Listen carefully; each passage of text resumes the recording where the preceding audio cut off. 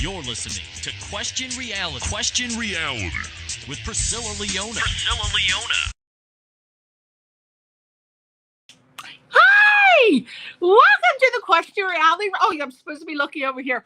Oh my gosh, I don't know why they put on the iPads, why they put the darn camera thing over here. So I'm looking here, so I can't see myself, which I can just see myself. I'm looking here, but you can't look there. You have to look over here. So now I don't know what the hell's going on that side of the screen, but okay, we'll just try it. I put a little mirror to fix that problem. I put a little mirror right by the little camera hole so that I can see myself at least, but unfortunately I can't see the guest at all while they're talking. It's a total bummer. Oh, they need to fix that. All right. Again, welcome to the Question Reality Radio Show. I'm Priscilla Leona, producer and host of the show, and we are coming to you live from Los Angeles, California. And what we do on this show is we provide entertainment industry career advice. And that's for anyone who's considering a career in show business, or if you're already working in the entertainment industry and you're just looking for tips, advice, and resource information on how and what it takes to elevate your career or to actually pursue the career. Now, our guest on this show, always very exciting in my opinion, but it might be biased. Okay. So there are Oscar nominees, we have Grammy nominees, Grammy winners too. We have nominees and winners, Grammy nominees, Grammy winners. We have Tony Award winners. We have reality TV stars, and just a very diverse range of people who work in the entertainment industry, along with all types of show business professionals that work at various levels in their career. Film, television, theater, dance, the world of dance, Broadway. You name it. If they're working in the entertainment industry, we're going to have them on our show just for you. Now, archive pages. Yes, people often send me emails and want to know, where can they see my past shows?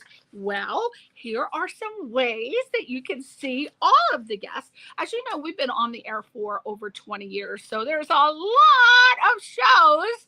We were able to get most of them, I'd say 95% of them on, but I used to produce a television show and for 6 years, and we weren't able to get all of the guests on from that show. A lot of people are writing in and saying, remember when I was on your show back in 2003?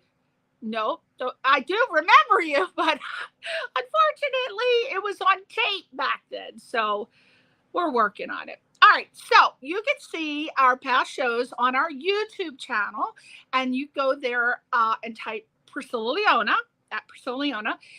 On Facebook, you type Question Reality Radio Show.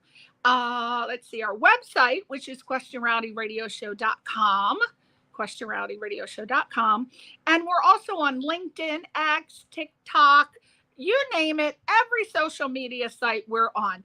And it's very easy to find us or me, because as I say every single week, as you know, I'm like a broken record with this. Branding. Please keep it consistent. People cannot find you when you have 3 different names, right?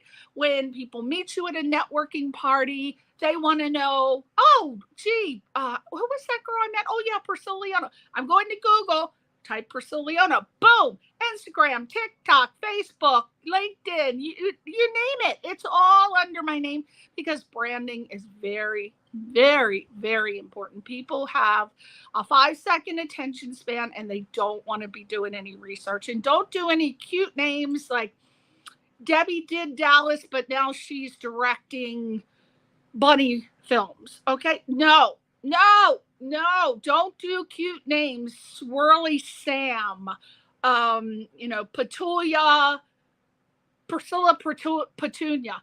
Something you have to really, really lock it in. Very important. Now, asked you for a little itsy bitsy teeny weeny yellow polka dot bikini favor, and that is, if you like our show, like our guests, please either subscribe on our YouTube channel, or give us a little follow or a like or a little thumb up. Everybody wants a little thumb these days. Used to be a finger, but now it's a thumb. So please make sure that you subscribe. And what we will reciprocate. We will, because we have a person that looks at all the people that have subscribed and liked our channels, and we go back and we will do it for you too. I feel like I'm floating away. You ever feel like that? Like you talk so much, you get lightheaded and you feel like you're floating away. I don't know. I feel like that today. I don't know. It's very weird.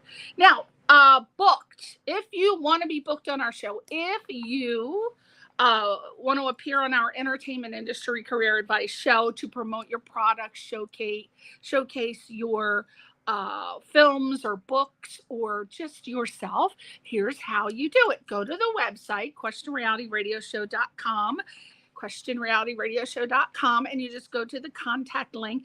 Very, very easy. Just your name, your email, a website, and we will get back to you, and you will be put on the I Love Lucy assembly line. You will be vetted and you will be on your way. All right. That's it. Now, that's it for the introduction part of the show. Now, exciting. I want to do a shout out to my friend Alan Hooper, A-list casting director for Frasier, Superior Donuts, Modern Family. Remember the huge hit Modern Family?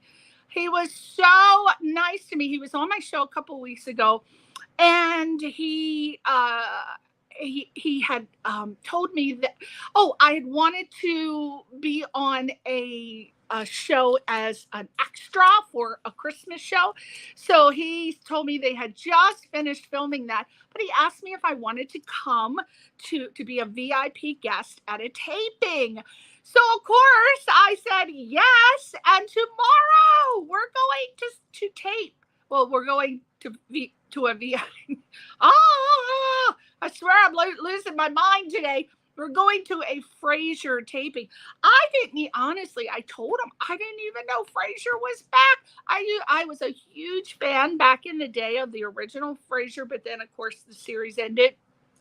And I didn't even know that they were back, but they are back, and it continues with the story of Frasier, but now I think he's teaching as a professor in Harvard, and it's all new people, and they have some guest appearances like from BB Newworth, who used to be a regular on the show, and Roz, gosh, forgive me, I can't remember her name, but it is as funny as ever. So I am excited about going tomorrow. I'll let you know how it is next week. Now, lastly, I would like to talk about my very good friend, Mary Lou Belli. She, if you don't know who she is, she's a multiple Emmy award-winning director, and her career just spans 30 years. She's worked in various genres, film and television and theater, and some of her sitcoms, or her notable shows rather, include the Miss Pat Show, which is huge right now. I think she was nominated for her second Emmy for directing one of the shows. She's got multiple nominations for that. All I know, I think 2, but it could be 3. She directed regularly on NCIS New Orleans, Black Lightning, Bull, Sweet Legacy, Sweet Magnolias, Station 19, Heart of Dixie, Wizards of Waverly Place, Sister, Girlfriends, The Game 12, just endless. Go to imdb.com and look her up, Mary Lou Belli, Belli. And in addition to her work behind the camera, what I wanted to tell you about is she's also an accomplished author of many entertainment industry career books. And I wanted to tell you about her 3rd edition of Actors Tell the Story.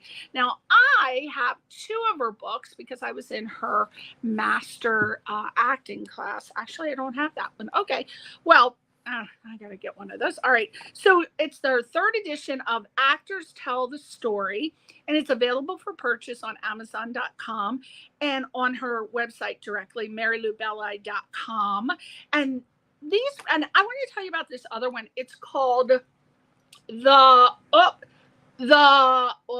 new sitcom career book, and this is an incredible book if you are pursuing a career as an actor and you specifically want to be on sitcoms. And let me just tell you, like, here's the first. I'll only read you a couple. Like the chapter 1, it's okay, how to prepare for an audition, accessing information on a show, analyzing a sitcom script, how to learn by watching, do's and don'ts for auditioning, why K's and P's are funny. I didn't even know that until I took the class. How to make strong, memorable choices, what to wear to an audition, how to get your script read, advice for getting the job, audition tips, how a director prepares, career profile of a sitcom casting director. And I'm telling you, this book, actually all of her books, they are the blueprints. They are the Bibles of the industry, the entertainment industry. And this is another one that I have, which is Directors Tell the Story. And this book, oh my God, let me just tell you, this, if you are an aspiring director of film or television, you have to have this book. I cannot. Okay, let me just read just in a couple chapters.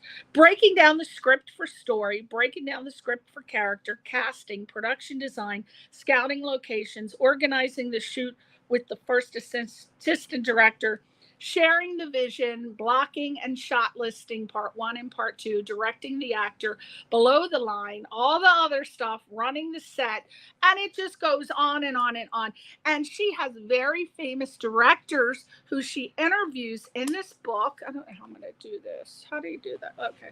And she has scripts and breakdowns, and those little gray areas, those are quotes that she personally got from famous directors, like huge, like A-list directors. So this is an invaluable book. Again, go to maryloubelli.com or Amazon, and this is a must. You cannot go wrong with these books. And I do not get paid. There's no payola. There's nothing coming back in my pocketbook. No, I just do this because I believe in this book, and I really have never promoted any other books in the whole 20 years I've been doing this show, because I really, really have to believe in something strongly. And I'm telling you, these books are a must. OMGG. All right, now for the best part of the show. I wish I could sing. I would do like a little song, do my little dance. All right, we got the Cabbage Patch coming in. It's coming in hot. Oh God, my neck. I can't do that anymore. This is not 1984. All right, now let's talk about the guest that's going to be on the show today. Yes. Very exciting.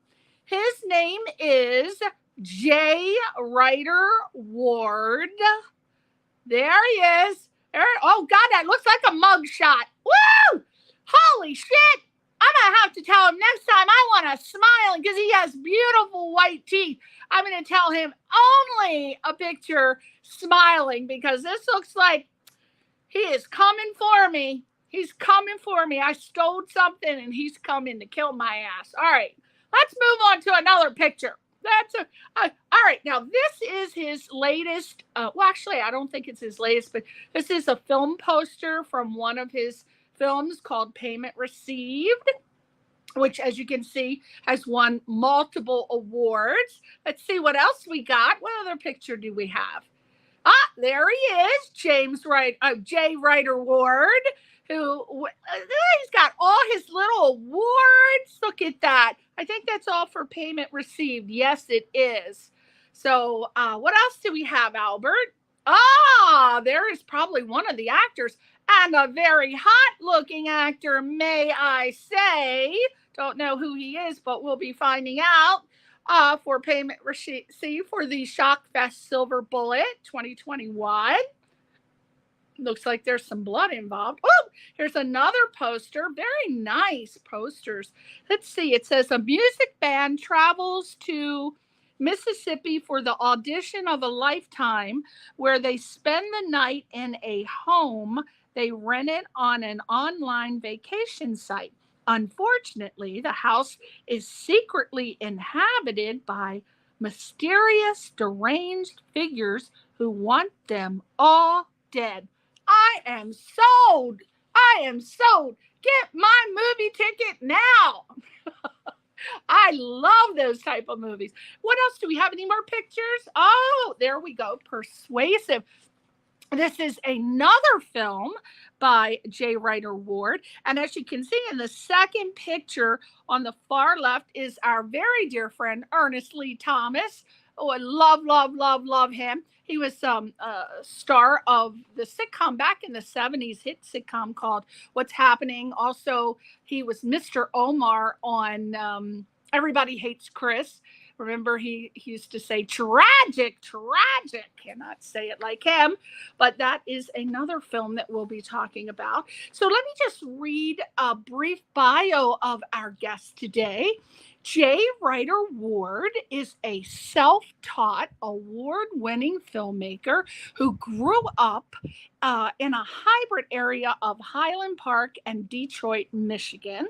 His claim to fame, which I didn't even know until I read this, his claim to fame is an appearance as an extra in the feature film He's Just Not That Into You. Now, I've never watched that film, but now they've made a sale. Now that I know James was in it, I'm going to have to watch that after the show.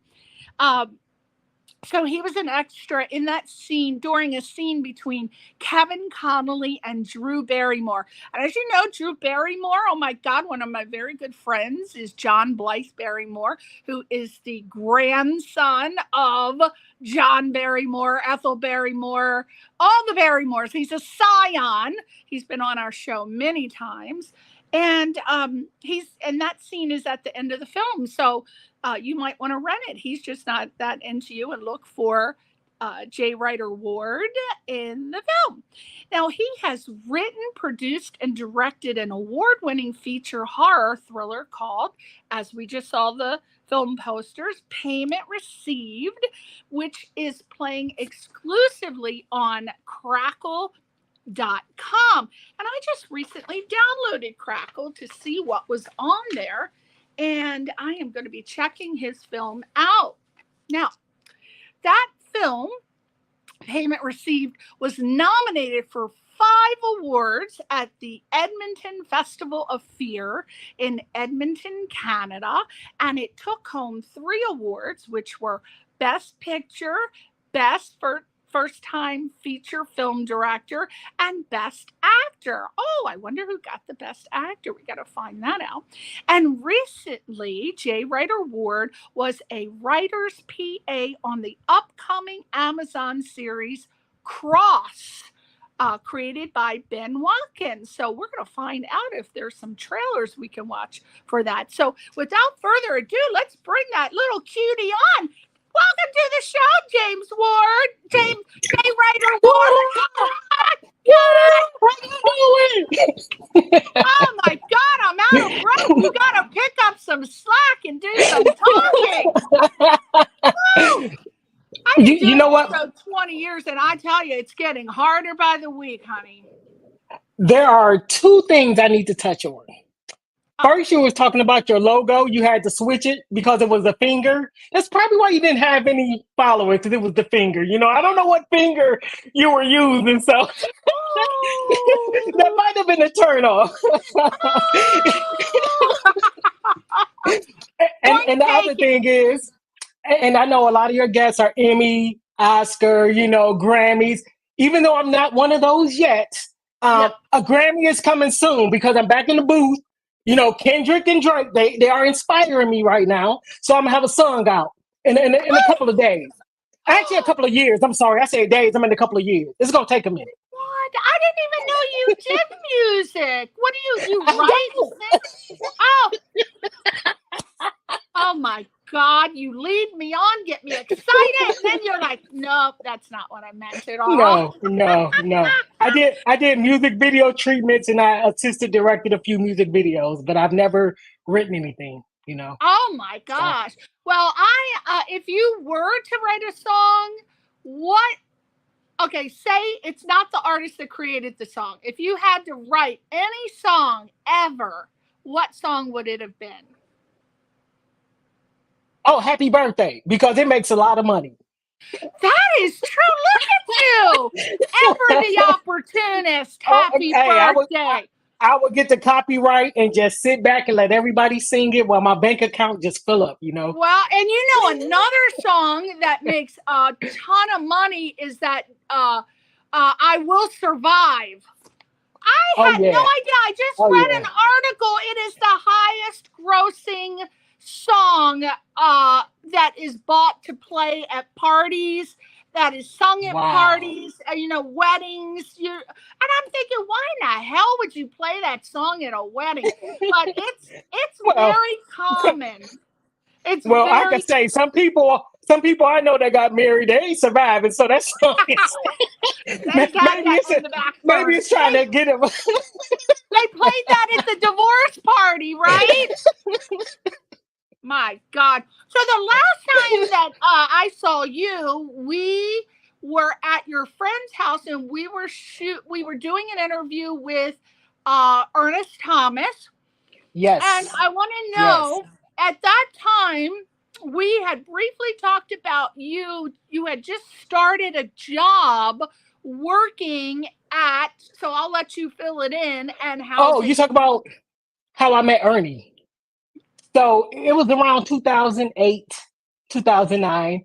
I was working for a guy named Gary Garver, who used to work for Howard Stern. And this was like when the internet craze first took off and they were doing internet TV.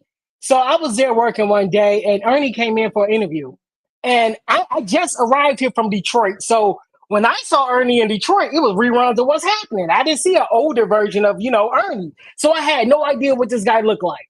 So he came into the room and then he started talking. I'm like, that voice sounds so familiar to me. And so I went up to him. I'm like, excuse me, sir. I've seen you before. He's like, no, you didn't. I was like, yes, I did. He's like, you never saw me before. And he walked away. And I was like, I know that guy. I was like, wait a minute. I know you. You're that guy from TV. You're that guy. What's happening? He's like, no, I'm not. I'm like, yes, you are. I'm like, do the laugh. He was like, nope.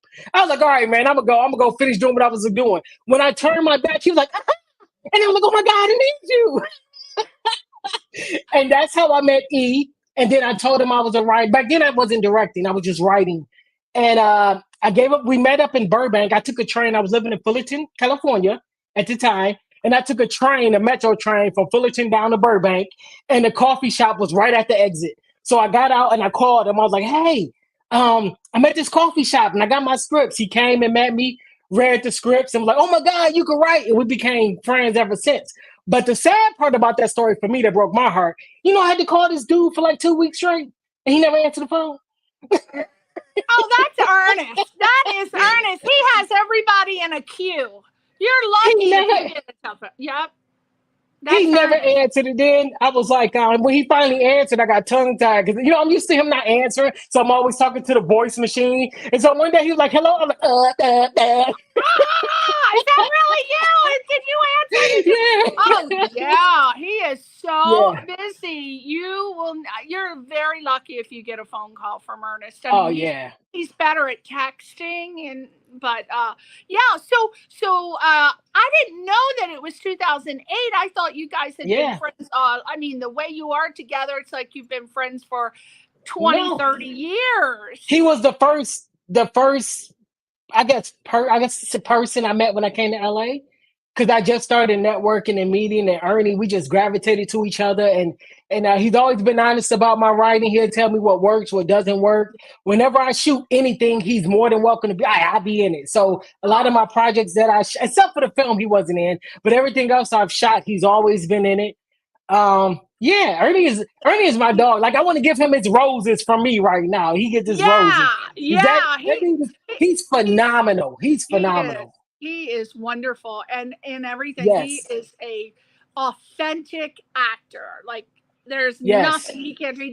He can do drama, he can do comedy, he can do Drama. everything. And I swear to God, I don't even know how he does it because he's always being interviewed every day, or he's off to some festival, or he's being given an award. Mhm. And I mean, I gotta admire somebody who has that energy.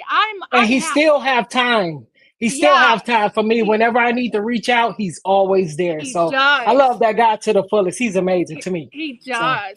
And when we were doing the interview, you had talked about you were just starting a job. Was it in Canada? Why do I keep thinking you're in Canada? no, not No. Canada yet. No. Okay, The okay. film was in Canada. When I did my film, Payment Received, after I completed it, I entered into a film festival over in Canada, the Edmonton Festival of Fear. I put it in just on a whim, just to do it. And it got nominated for 5 awards. So I was like, I'm going to Canada. So I went and got my passport and all that. And I went to Canada. I went to the premiere and all that. And it was just an amazing time for me to know that we were up for 5. And then I brought home 3. And out of the 3, the 2 major ones was, for me, Best Picture, Best First Time Feature Film Director. Well, I say all 3, and Best Actor. To know that I had the power to withdraw that from an actor, and they put that much into my film. Like, the cast and crew was phenomenal on that film, because the film almost didn't get finished. No, wait a minute. Was the best actor that hot guy that I saw earlier? Because if you could withdraw that performance out of him, I'd like to withdraw a couple of things out of myself. No, but what's his name? That guy's name was Levi. He was a model turned actor. So I think that film was his first acting project, and the dude was phenomenal. I was so proud of Levi. He won Best like that Actor the first time. And that's awesome. And like when I did that film, we were scheduled. I shot it in Mississippi, Jackson, Mississippi. We were scheduled for 10 days. So we flew everybody from LA to Jackson. On the 3rd day of filming, my lead actress got the flu. And so it started spreading. So we had to send her back to LA. And then at that point, it changed the dynamics of the script, because she was an integral character. So I had to rewrite 12 pages a night. Every night, I write 12 pages. I get a script to the guys like at 6 a.m. They'll get it, then they'll go to set. So those guys persevere. Like, that cast and crew, to know that all of the trials and tribulations we had with that film, and we still was nominated for 5 and brought home 3, is just an amazing testament to everybody's work. Everybody did an amazing job. Wow. Now, you were talking about we briefly read the synopsis for Payment Received, but why did you decide to write that particular film? Are you a horror buff? Is that your preferred genre? I get in trouble for this, because I am considered a filmmaker. And back in Detroit, I started off as an actor. And as an actor, you are taught you could be whatever you want. Just deliver the lines and create the character. And I use that same approach as a writer. So I write, and then coming from Detroit, like, I don't know how it is here. I didn't grow up here, but in Detroit, you'll watch a sci-fi in the morning, a drama in the evening. Then you'll see, you may see a comedy in the middle of the day. So I was able to watch all of these genres. And I just tap into each one because I like them all. I love film. I love television. I just love to create and write. So, like I said, but this gets me in trouble. It gets me in trouble with a lot of people, because they want you to be a master of your element, so to say, I guess. But for me, it's I love what I do, and I put my heart and soul into everything I do. So if you need a drama, I'm going to knock it out. You need a comedy, I'm going to knock it out. Sci-fi, it's like I don't let any of that deter me, because even if I got to do research, like if I don't know the background of certain things, I would grab an encyclopedia, go on Google, whatever I got to do, talk to people to make sure that those characters are authentic and the scenes are authentic. I'm going to make it happen regardless. And again, I am a filmmaker. That's why I want to make sure everybody understand that. I am not just a horror director. And the only reason why I did horror was I had 3 or 4 scripts I think I gave my agent at that time. And he was like, what is the cheapest thing we could shoot? Well, horror. And that's how I filmed Payment Received, because it was just something we had, a single location horror film. That's all it was. And it was just something simple we could shoot. And that's how I became, Payment Received. Wow, Yeah. I was wondering because I don't remember you ever saying you were a horror fanatic. And I know that I have lots of friends who are screenwriters, and when they write horror, that's it. Horror, horror, horror, horror, monster, monster, monster. So it's interesting that you can write so many different Yeah. genres. And Yeah. I So love horror I'm a weird horror fan. See, for me, I love George Romero. I love Cannibal Holocaust. Like the Italian horror films. Like I go deep. You know what I'm saying? Like I wow. like stuff like that. Like that stuff is very entertaining to me. I like the way they do the characters. I'm a huge fan of British writing. British writing Oh, to me they allow characters to breathe in my eyes. oh I my love God. Yes. Man, I used to watch the comedy over there. It was one on PBS back in the day called Are You Being Served? Which I think Yes. is a Yes. hilarious, you know. Upstairs, downstairs. Yeah, and there was Yes. one with a lady named Hyacinth. I can't think of it right now, but she Oh used to be like, yeah. mind the pedestrians, Richard. Oh, I love that. Yes, and her last name was Boucher or Yeah, but they spelled her Bucket. It was Bouquet. Bucket. Her name was Yes, Bucket. Bouquet. Yes, yes, and she hated when someone mispronounced her name. Oh Oh, my God, Keeping that's Up one of the Appearances. I think it was yes. called Keeping Up Appearances. Yes. Yes, keeping up Yeah. appearances. And but my absolute favorite was Absolutely Fabulous. Did you ever watch that? I don't know if I saw that one. Oh, you are missing life if you have I'm not gonna check it watched out. Absolutely Fabulous. Please, please, it's about these two women that are huge. Like they're very, very successful in their careers, but all they do is snort coke and they Wow. smoke pot. And the opening scene is the door opens and smoke, like the Cheech and Chong movie where the smoke Oh comes out, man, and yeah. you're expecting two men to come out. You see these two women, and they're just, and the hair is piled up high to Jesus, and the lines are brilliant. These women can write. The Saunders, it's Jennifer Saunders and God, I can't remember the other, but she could write like it. There used to be an old British team, very famous, called French and Saunders. Do you remember I'm about them? to check that out. No, I don't know them. Very, very famous women, had shows back in their 20s in the 80s, and they were so brilliant with writing their own stuff. So this show, Absolutely Fabulous. James, be prepared. You will be laughing your ass off. It is the I'm definitely going to funniest, do that. funniest British sitcom ever, and I watched everything. So, And yeah, but like you, I love everything British. That's what I watch. Everything, mhm. murder mysteries, comedies, dramas, you But name it. you want to know my intro? Okay, this is okay. Please forgive me, people. But my intro to British comedy was Benny Hill. I used to watch Benny Hill with my grandmother, and I love like like like the Americans. They were talking about Cara Burnett and all of that, and I was like, that's cool. My thing was Benny Hill. I thought Benny Hill was the funniest dude in the world to me. Absolutely. Benny Hill and Mr. Bean. Did you like Mr. Yes. Bean? Yeah, He we used was, to watch Mr. Bean. oh Not my so much the God. movies though. I didn't like the movies as No, much as the show. The no, show was no, because I think no. those were to me those were more like skits. They weren't Yes. full feature films or they were more skit based. Yeah. And he was And it kind of better. lost the flavor. Yeah, he was better at doing skits, and that's how he became famous, writing those little skits. And no, they weren't meant to be longer than 5, 10, Yeah. 15 minutes. When they tried to stretch it out into a movie, I think Yeah. it was completely It lost. kind of lost it for me, yeah. It was too silly.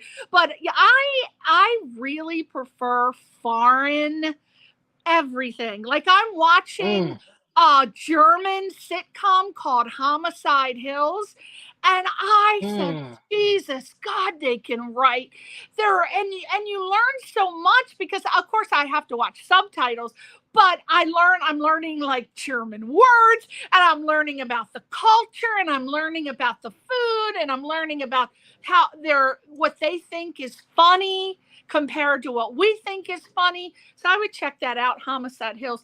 And I just love Luna and Sophie, which is a German show. I watch Swedish shows. I just prefer it because I'm finding, James, that I don't want to say this. You know, I had Mary Lou Belli, who's a multiple Emmy-winning director on the show, and she directs a lot of sitcoms. Are you familiar with the Miss Pat show? With that, I've never watched it, but I heard of it. I heard of it, but I never watched it. Yeah, it's a wonderful sitcom, and she has done, you know, Girlfriends with who is the daughter of Diana Ross, Tracy Ross. Oh, Tracy Ellis Ross, yeah. All right. So she really directs a lot of sitcoms. But I asked her, what is happening in the world of sitcoms? Because I cannot, James, find a sitcom that I think is funny anymore, because I feel like they've become too politically correct. And as I told her, I am a very fluffy white woman, and I love jokes about fat white women. I love them. The more I can't get enough of them. I don't have a problem with anybody talking about that. And I think that if you're a true comedic enthusiast, no matter what fun they're making of, if you fit in that category, you should be laughing, because there's truth in all humor and truth in all rumor. But, exactly. you know, James, I can't find any sitcoms that they're all afraid of offending somebody. And so and you know what's funny? I don't think, what? And you know what's funny? And I don't know if you came. Remember, I did this. I shot a whole a pilot episode of a sitcom in my friend's backyard. And I had it screened at the Chinese Man Theater years ago. I don't know. Did you get to go to that? No. And that show is about the same thing we're dealing with now. It was about a company that trained other people how to be politically correct, but it was the worst group of people training. It was hilarious. So it was sort of like my Big Bang Theory. Is very fast comedy, very highbrow, you know, smart comedy, you know, where people like the dialogue is like very fast riffing, I like you know, and I wrote that. Yeah, so I would love to bring that out, because especially in this day, like for instance, it's I don't know if I should say, please forgive me. It's a scene where it's one scene in particular, is this Asian girl who's going to work for it. She's a stripper, and she's trying to be the head of what's the one when they sexual harassment, and she's a stripper and a porn star, and she's going to be the head of sexual harassment. But anyway, she goes in for the job interview, right? And the guys that own it, one of the guys was like, "Oh my God, I'm about to go play me some Chinese checkers," and he goes down the stairs to go talk to her. It's stuff like that that I love, that I think is hilarious. I love stuff like that. And I'm telling you, that show will be, people, y'all want to pick it up? Let's go. It's Ernest Thomas. Like, everybody's in it. I mean, it's dope. I want to put it back out there. I did at the Chinese Man. It did good. I didn't have any contacts back there, so it kind of fizzled. But if anybody want to do a show like that, that's not afraid of people and want to just be funny, and like there's no, what's the word? It doesn't have a message. You know what I'm saying? Like, no, it's just fun. It's straight up fun, and it's hilarious, and it's funny. If you want to do a show like that, I have it. Let's do this together. Let's work, and let's make it happen. Let's do it, and we'll call it Politically Incorrect. So it was actually called. It was called Hamilton Hayes was the name of it. It was starring the guy. You went over his house, Walter, and his friend Dave Craze. There were two guys, and it was the best. They wanted to start a new job because that was during a housing crash. So basically, it was about them finding a new job. They're like, we can start our own business. So they did it in their backyard. Oh my God! I shot that in one day. As a film or a web series? I did a total 30-minute sitcom. I had the 3 cameras set up. I mean, I really did it. I had 3 cameras set up. I had the actors. I did everything. We shot it in one day in my friend's backyard. I mean, and it was good. Like I said, I edited myself, and I took it to the Chinese Man Theater. But again, that was when I first came to LA, and I didn't have the contacts. But now that I have some contacts, people, you know what I'm saying? Bring it back. Do you still have the footage? I have everything. I still have the original script, which is dated a little bit, but I got all that. Send it to me. No. I'm telling you. I'll shop that around for you because I know a lot of people. I'm telling you. We talk about how we are so sick of things being politically correct and we want to go old school. We can't take it anymore. You can't. It's not funny. No. And that's what's, to me, that's what's hurting us right now because we're so in our head about, oh, we got to make sure we say the right thing or we got to do the right thing. And it's like, okay, now we're just relax. As long as you ain't being racist or something like that, we're just having fun. You know what I'm saying? If you're not intending to hurt somebody or doing physical damage to someone, let's just relax, have fun, and laugh like we used to, you know? I know. What the hell is so... I don't understand why somebody is so upset about things. It's just funniness. Yeah. Which it used to be funny. I used to love when... what was his name? The guy from The Fresh Prince of Bel-Air, Carlton. He did the white people dance. Oh, yeah, that was hilarious. My ass off because you know why? There's truth in all.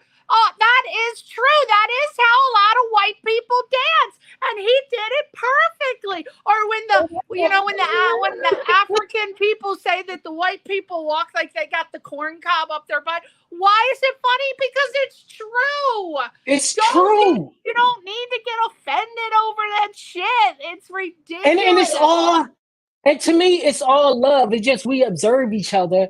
And some of the stuff we do on both sides is hilarious. We must admit. That is true. That is some stuff is like, whoa, I wouldn't do that. But and you know what other thing I don't like? And people are gonna be so mad. I don't like Crocs. I'm so sorry. I'm just not a Croc man. People wear them everywhere. Everywhere I go, people wearing Crocs. I don't get it. Sorry. One of my favorite comedy albums of all time was Eddie Murphy back, I think it was 1987, Raw. Oh my God. Oh, that's awesome. I got some ice cream. And you can have because your mama's on welfare. Yeah. Your mama's on welfare. And man. Oh God, that is so true. And that is when we used to laugh, James. Oh yeah. What is there to laugh about anymore? What the hell is there to laugh about? If we be honest about it, it's a whole hell of a lot. But the thing is, we're not. It's a lot to laugh at right now. I mean, think about it. I mean, if you can touch on anything, politics, even film now, everything is something hilarious in each element of life that we are going through. It is, but and unfortunately, we are not. Yeah, you can't. You can't because you'll get stamped. You'll get branded something. Something will happen, and next thing you know, you'll be what is that word called when they not ostracized, but with canceled? The internet. Is that it? Yeah, canceled. Canceled? Yeah. You just get canceled, or it's almost like you want to know. You want to know my personal opinion about? Oh, God, I hope I don't get in trouble again. See, here's me running my mouth. Here we go. This is my personal opinion about the cancel thing. I think what happened was it started off one way, and we were actually putting out people that was really doing wrong, and it was working. And then somehow it went from that to now it's everything under the sun, and it wasn't that way in the beginning. It was not that way. These were actual horrible people doing certain things, and now you're getting canceled for I like unleaded gas. Oh my God, you're killing the world. We don't need it. We need all the electric. It's like, come on, man. But it's like like when they started that hashtag Me Too, it started out weed off the people that were abusing people, but now they're using it. If a woman wants to get revenge against someone, they can just say that they did something. It may or may not be true. But the sad part is it's our fault because we let stuff happen when we shouldn't. Like when the Me Too started to shift, it should have been dead. Like even when the cancel, it should have been dead. Because again, cancel in the beginning was a great thing because it helped people out who didn't have a voice. That's what it was in the beginning, in my eyes. It was for people who didn't have a voice, who finally was able to get help. And so people were getting canceled because they hurt somebody who didn't have friends who were celebrities or had somebody in the White House or whatever. But now it turned into like this monster. And it's like, come on. And the same thing with the Me Too. Again, a lot of women didn't have a voice then. And so it was perfect for the people that didn't have a voice. And then what happens is, you know what they say, the loudest voice in the room was always the one to get heard. So now those people started, and now the people that really need it, now people, they know what, no, just like the cancel. Look at how we look at cancel now. This is what we do. But that's not what it was. So now the people that still need that cancellation, they can't even get it no more. The same women that need that Me Too, they can't even get it no more. Because now we all like, oh, I don't care. And now we don't even look at it no more. And it's sad to me. It is. I'm sorry. I was just talking. No, I love it. I love a person who tells it like it is. I love it. You know, I didn't know better. I think you were from the East Coast instead of Midwest, because you tell it like it is, and I like that. One last thing I'm going to touch on. I'm not going to say nothing else. Yeah. You know how they talk about the word woke, right? Oh, yeah. In the beginning, this is another one that had the same thing. In the beginning, they had a great message. Everything was great. And then now you see what it is. Now people are using it in political rallies and stuff like that. And now it has a bad connotation to it. And now it's like, again, it was for the people who didn't have a voice, who just wanted you to pay attention to me. Open your eyes and see me when I walk in the room. That's what the woke was for. And I'm so hurt now that we don't do that no more. Now when you hear woke, oh, here we go with this again. And now people don't even pay attention. Yeah. And I'm just, and that's it for me. I said my little thing. Everything is being over abused. It's just not. And it's been going on like this for a while. And I don't think people realize, James, I'm very aware of time. And it goes by very fast. And you can be like a whole 5 years or 10 years can go by. And I feel like this is not a fun part of life. I feel like this is a very strained part of life, and it keeps going on, and year after year after year, where they've taken away all of the laughter from being able to have humor about the things that we were just talking about, politics and this and that. And there's so much to laugh about, but we're just so afraid. So I'm thinking that maybe this is going to go on for maybe 10 more years. And look how old we're going to be. We're missing the opportunity to write shit. Like, you as a screenwriter, you could be writing so much stuff that's funny, but you can't touch on the parts where they say, that's this, that's that. I think it's a few of us. No, I know it's a lot of us out there that want to do this raunchy, write the Porkies, write the, I'm about to write something that's going to make you like, oh my God, I didn't expect that. Because we stopped, even Superbad, like you can't do a Superbad now. Superbad was an amazing movie, but trying to do Superbad now, and the sad part about it, that's not even that far away. Superbad is only 5 years ago, if something like that. No. And you can't even make a film like that now. No. Like, it's like, come on, y'all. It's like, let's relax. Because it's going to make money. It's funny. Just have fun. Again, if you're not demonizing somebody, if you're not hurting nobody, and you're not doing it with ill intent, funny is funny. But you know what I'm saying? Time is slipping into the future, James, and we're getting older, and opportunities are just slipping away. And I just feel like we need to just squash it and get back to the funny. But I don't know how we're going to do that. I don't know how long this politically correct stuff is going to last.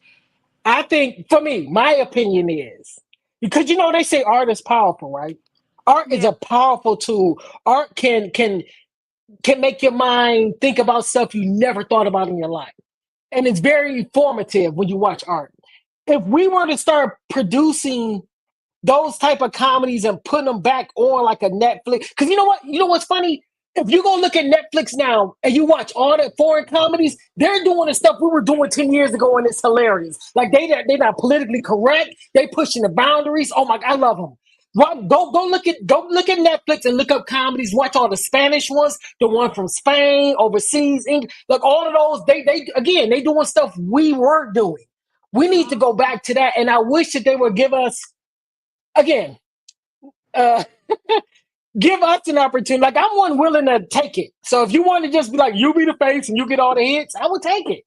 Yeah. I would love to go out there and just go out there with something funny and just be like, all right, guys, we just about to laugh. We about to have a good time. Everybody just relax. Just take off your thinking caps. Just take everything out.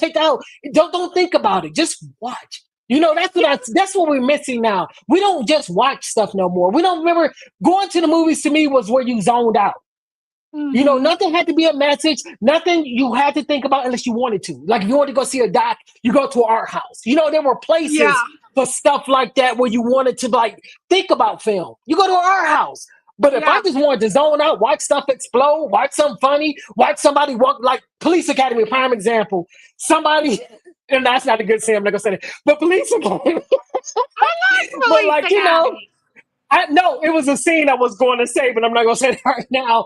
But that guy who did all of those sirens, Michael something. I can't think of his wins. I can't remember his last name, but it's Michael something. That dude is phenomenal. He did all the sound effects. I used to do that growing up, like just doing all, making all the sound because of him. Because I saw, for me, it's because I saw him doing it, so it influenced me to do it. Because I guess if I never would have saw it, I probably wouldn't have done it. I mean, I probably would have did it in the dark, but because I saw somebody that number one that looked like me was on there doing all these cool things, I related. So just like me beatboxing, if you think about music, a lot of beatboxers and back in the day, the Fat Boys and all that, because we got to see somebody that looked like us do it. We was like, oh, we can do this, and then you got the Dougie Fresh. You got all them coming out doing the same thing, you know. So. Yeah, you know, so yeah. Well, image is everything. I'm telling you. Let's keep our fingers crossed that this PC stuff is over really soon, because I tell you what what a lot of people don't realize. I'm surprised about, but I don't know how much you think about this, but there is a new world that is sliding in under the radar for screenwriters, directors, producers, songwriters, and you know what it's called? It's two initials, AI. And if you had any idea about what is happening in the world of entertainment, you'd be scared as a screenwriter, as a songwriter, because these AI programs can write entire films for a studio. Yeah. You type, I want hey, Albert, I want James to hear that song that the AI wrote and made it a jazz tune. Can you get that prepped up? Because I want James to hear this. Okay. So Albert, who, as you know, is extremely into computers, everything. So he stays up with all the technology. He is watching films called immersive filmmaking. I said, what the hell is that? Okay. So he has those, those glasses, those virtual glasses. The VR glasses, virtual reality. Yeah. And he watches these films. Okay. So with immersive filmmaking, you tell the AI, you say, I want to write a film, a horror movie that has 4 characters. It's set in England, in a town in this. You just give it the outline. Yeah. That son of a bitch will write a full script, a feature film with blocking, lighting, sound for every scene.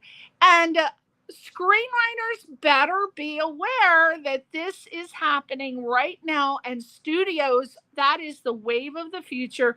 So I have a friend that works, is on the board, I won't say of what film studio, but they said they are silently working it out so that they can get to the point where they can eliminate all of as many humans as possible, because with being able to write a film through the AI, they will eliminate the screenwriter. They will eliminate all of these people in key positions so they don't have to deal with royalties and they don't have to deal with all of these other things that people go on strike for. And these AIs can write a complete film. I would recommend that you watch an immersive film. Mm-hmm.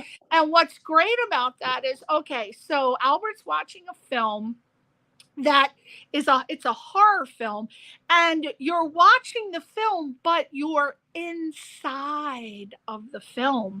You are walking with them, and you feel like you're walking because you're literally walking with them. You can't communicate yet with the actors, but you are walking with them. You're opening the door. You're hanging out. It's like you're in this group of people. And that is, and it's written, sometimes they'll throw you a line like, hey, Jack, don't touch that. And you're Jack, right? And they're all looking at you and you're like, oh. So that is the wave of screenwriting right now. Albert, James, oh, you're going to be blown away. Hopefully Albert has this lined up. But I just listened to this AI who wrote a full song. Now the lyrics are the computer talking about itself, writing this song, but it has all of the instruments, and you tell it, I want it to be in a jazz format. It's in a jazz format. Perfect. Every instrument, perfect. Why do you need to hire musicians when you can get an AI to write your song in less than a minute?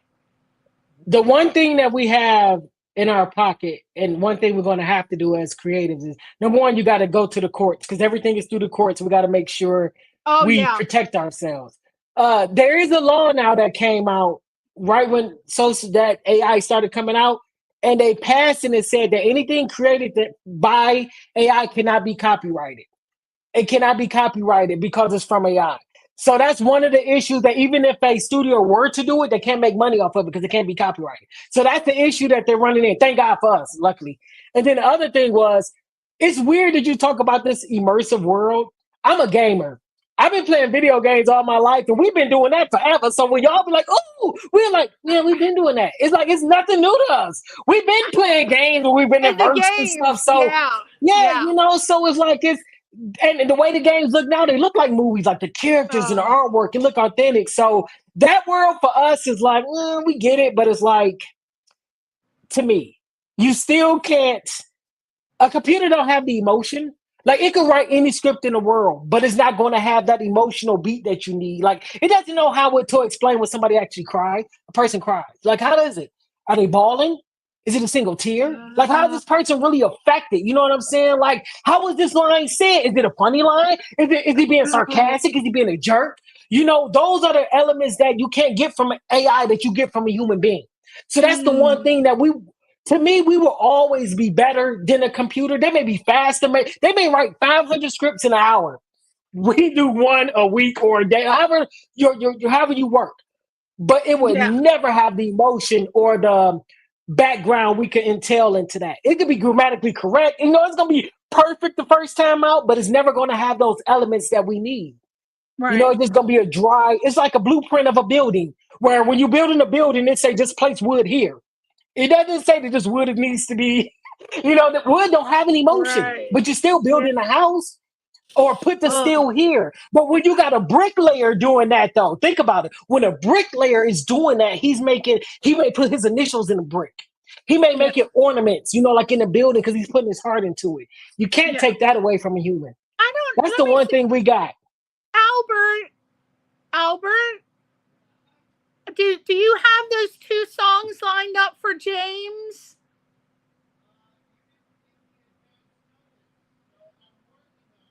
Okay, find that, because I really want James to hear this, okay? We'll play that for James maybe towards the end of the interview. But that also, when you found another one too, is a what's his name? They did a song in the voice of Drake, and I think it's Kanye West, but it was AI. So they doing that with music where they're actually taking the artist's voice and they're making songs. So like Oh this is my God. crazy. It's crazy. It's It insane really how they're is. doing stuff now. But they are definitely working on the studios are working on they want to eliminate as many people as possible to cut down on the problems that they have. But they said that the first thing they're working on is the AI's writing scripts. That's the first thing they want to do. They want to eliminate the screenwriters because there are so many problems, I guess. So that is something that we're going to keep an eye on. In some of my upcoming shows, I'm going to talk to my friend who's on the board of the studio and find out if I could. I don't know if they'll do it, but I'm going to find out. I can ask if they will come on and talk about anything, because it's very hush hush, but anything about the future world for screenwriting specifically. I think that's where, and if that does happen with the big studios, if they do the AI route, I think this is going to be a huge win for like an A24, all the smaller houses, because they're going to have authentic. That's what, and I bet you what's going to happen is the studio is not going to make as much if they decide to go that route. All they're going to be able to make is tentpole films, and that's it. Because they are like, you just sit there and you zone out an explosion and it's fighting. They're not going to be able to do the Oscar-winning type of films, which is going to be the great ones for the A24, the Lionsgate, all the little houses, because they got real people. You know, that's the way I see it. You know, because the A24 can't do a Marvel. You know, they don't have the money for a Marvel, but they can make an Oscar-winning film. Yeah, A24.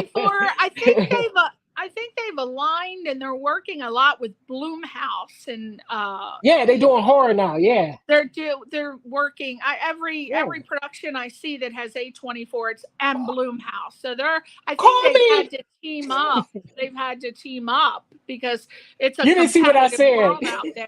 What'd you say? You didn't see me. I was like, call me. A24 Blumhouse, call me. Now while Albert is looking for those examples, let's talk about the family reboot short film. What is that? Yeah, that was another fun one. Did you go to that one? I actually did a family. I shot. That was just a 15-minute trailer. I wanted to do that as a sitcom. That was the first one I did, and I rented out Dick Clark Studios. He had a screening house. It's in Santa Monica, and I think it's a 21-seat theater. I think you and Albert came out, and what I did was I put an ad in the paper, and I told people to come out in 15-minute increments to watch it. So we had a line out the door. My wife made sangria. We had little go-home packages. It was so much fun, man. Everybody loved it, and it's sort of like, the family is like my Shameless. You know, it's another comedy. It's about a criminal family who are like on they do schemes to make money. It star Ernest Thomas, Walter Harris, Jessica Sade Ward. And it's like those are the family members, right? And it's just their world about them being a criminal family trying to survive in this world. It is hilarious. It is a modern day Shameless, you know, and I know it'll go well. So again, are you looking for that, or are you looking for the Hamilton Hayes? We didn't come to that. That was years ago. That was in 2010, 11 when I shot that. Oh, okay. It is funny how, you know what's funny? Stuff I shot back then is relevant today. So I'm about to start bringing the politically correct thing, the family, which is like a comedy we need right now. But again, I think that one for me, in order for it to work, because I like to push the envelope, I want to go to like a HBO, Showtime, Netflix, somewhere where I could push the boundaries and not confined to I love broadcast, but for that show, I don't think it's going to do well because I want to touch on language. I want to just touch on fun. Just I love going that's what my daughter always tell me. Dad, you're going to the gate. I like to go to the gate. Sometimes I run through the gate, you know?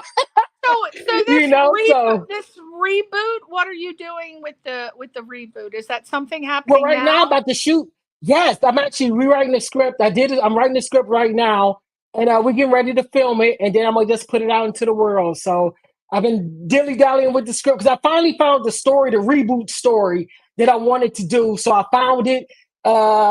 Thank you, God. So I found my story and I was out there typing away and I'm banging that away. And it's hilarious. They're all excited, cannot wait. So we're going to film that. I shoot fast, which is again why I love television. I shoot fast and dirty. So I'll probably shoot that in like a day or two. I think maybe 2 because I think we're going to get a location somewhere else. And we're going to rent that and I got to be there like all day. If it wasn't for that, I'll shoot it all in one day. Are you using all of the original actors in this reboot? No, not all of them. 2 got shifted out due to circumstances out of my control. Okay. but it's 2 new actors going to be in it. They all excited. Ernie keep talking about it. Like everybody, like, when you gonna be done? I'm like, I'm working on multiple things, trying to get it done. But I'm super excited about it. Well, where are you? I just been laughing, writing. It's going to be a short film? Yeah, see, that's what I'm trying to do. I want it to be a proof of concept, number one. Because I definitely want to get in television. So I want it to be a proof of concept, but I'm going to shoot it to maybe like 5 to 10 minutes. I just want something short to get people warning and like it. My goal is I don't want to shoot multiple episodes. I would rather just shoot one. Hopefully it could go to a network or something and we run out the gate with it. It's a great show. I'm telling y'all, it's fire. It's fire. We are, hopefully we'll get to see it. And where will you post that when you're finished? I have my Instagram, like stuff like that, probably on YouTube, and then just send it out to people I know who may be able to get me in a room somewhere to talk. But Okay. All right. It's gonna be good. I'm excited. When you're shooting it, let us know. We'll come down. I want to watch. Oh, we'll do. We'll shoot some footage behind the scenes. Nice. Oh, I would love it. That would be good. Now, what about television? You're gonna die laughing. What did go ahead, I'm sorry. You wanted to talk about television directing. What did you want to talk about with that? Yes, that's the world I'm trying to enter into now. I was blessed and so lucky and thankful. Thank you, Ben Watkins. He created a show called Cross, which is based on the James Patterson book, Alex Cross. It used to be a movie starring Morgan Freeman, was in To Kiss the Girls, Along Came a Spider. And then Tyler Perry did one actually called Alex Cross. Well, Ben created a masterful television series out of it. I mean, this show is phenomenal. It's starring Aldous Hodge. And the first season I was in and out, and I was not at the writer's room at that point. I was more at this duplex hanging out, whatever. And I worked my way into being a PA into a writer's room.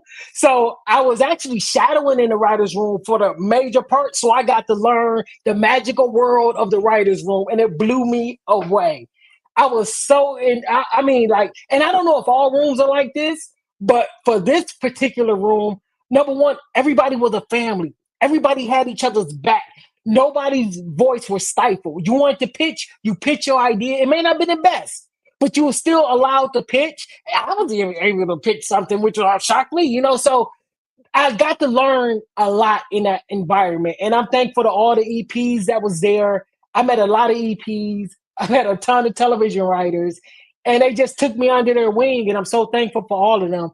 And being in that room, my goal was always to be I just want to be a writer director, just in general, in any capacity. And even if I have to produce, because I did my feature film, I could produce as well. I just want to be on the creative side. I got to create. I can't be behind the desk. I got to be able to create. So the television directing. That's the job you were telling me about when we were shooting Ernie's interview. You were just about to start working in there. About to start there, yeah. And I was doing a writer's PA, and I loved it, man. I used to go to work every time I saw Ben or all the rest. I'm like, man, I'm probably the happiest writer PA you ever met in your life. And, writer's PA is not a glorified job. You're getting coffee, taking out trash. Like, my thing was, I want to be seen. I'm going to take up space. Yeah. I'm going to be in this room. And I was getting the knowledge I got. I love hands-on versus school. That's just my preference. Hands-on over school any day. And to actually be in a working environment and seeing the studio, what they like, what they didn't like, all of that, I got to see it with my own eyes. I got to be in there when stuff was working, when it wasn't working. I got to be learning about the casting aspect, like everything that entails television series.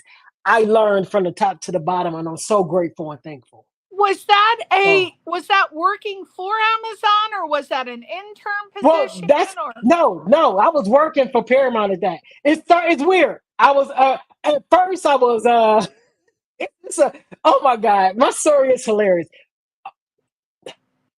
Okay, I used to show up at the at the writers' room. I was allowed to go, right? Because I got an invite to go. So I told Ben I'm gonna treat this like a job, so I'm gonna show up every day. So I used to show up every day and be in the writers' room. And then that progressed to I got opportunities from that just from being there. Because his words to me was just when I met him, he was just like, show up. I didn't know what that meant. I'm like, what the hell is show up? I'm showing up. I'm here. Nothing happened. I didn't know what that meant. But it took time.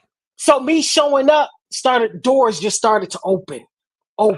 Oh, and I'm like, oh, so this is what show up mean. Because you in a room, somebody else may know someone, and now they talking to you. They telling you things. You know what I'm saying? You learning the ins and outs of everything. And jobs are starting to unfold in front of my eyes. Like, all right, Jack, I need you to do this.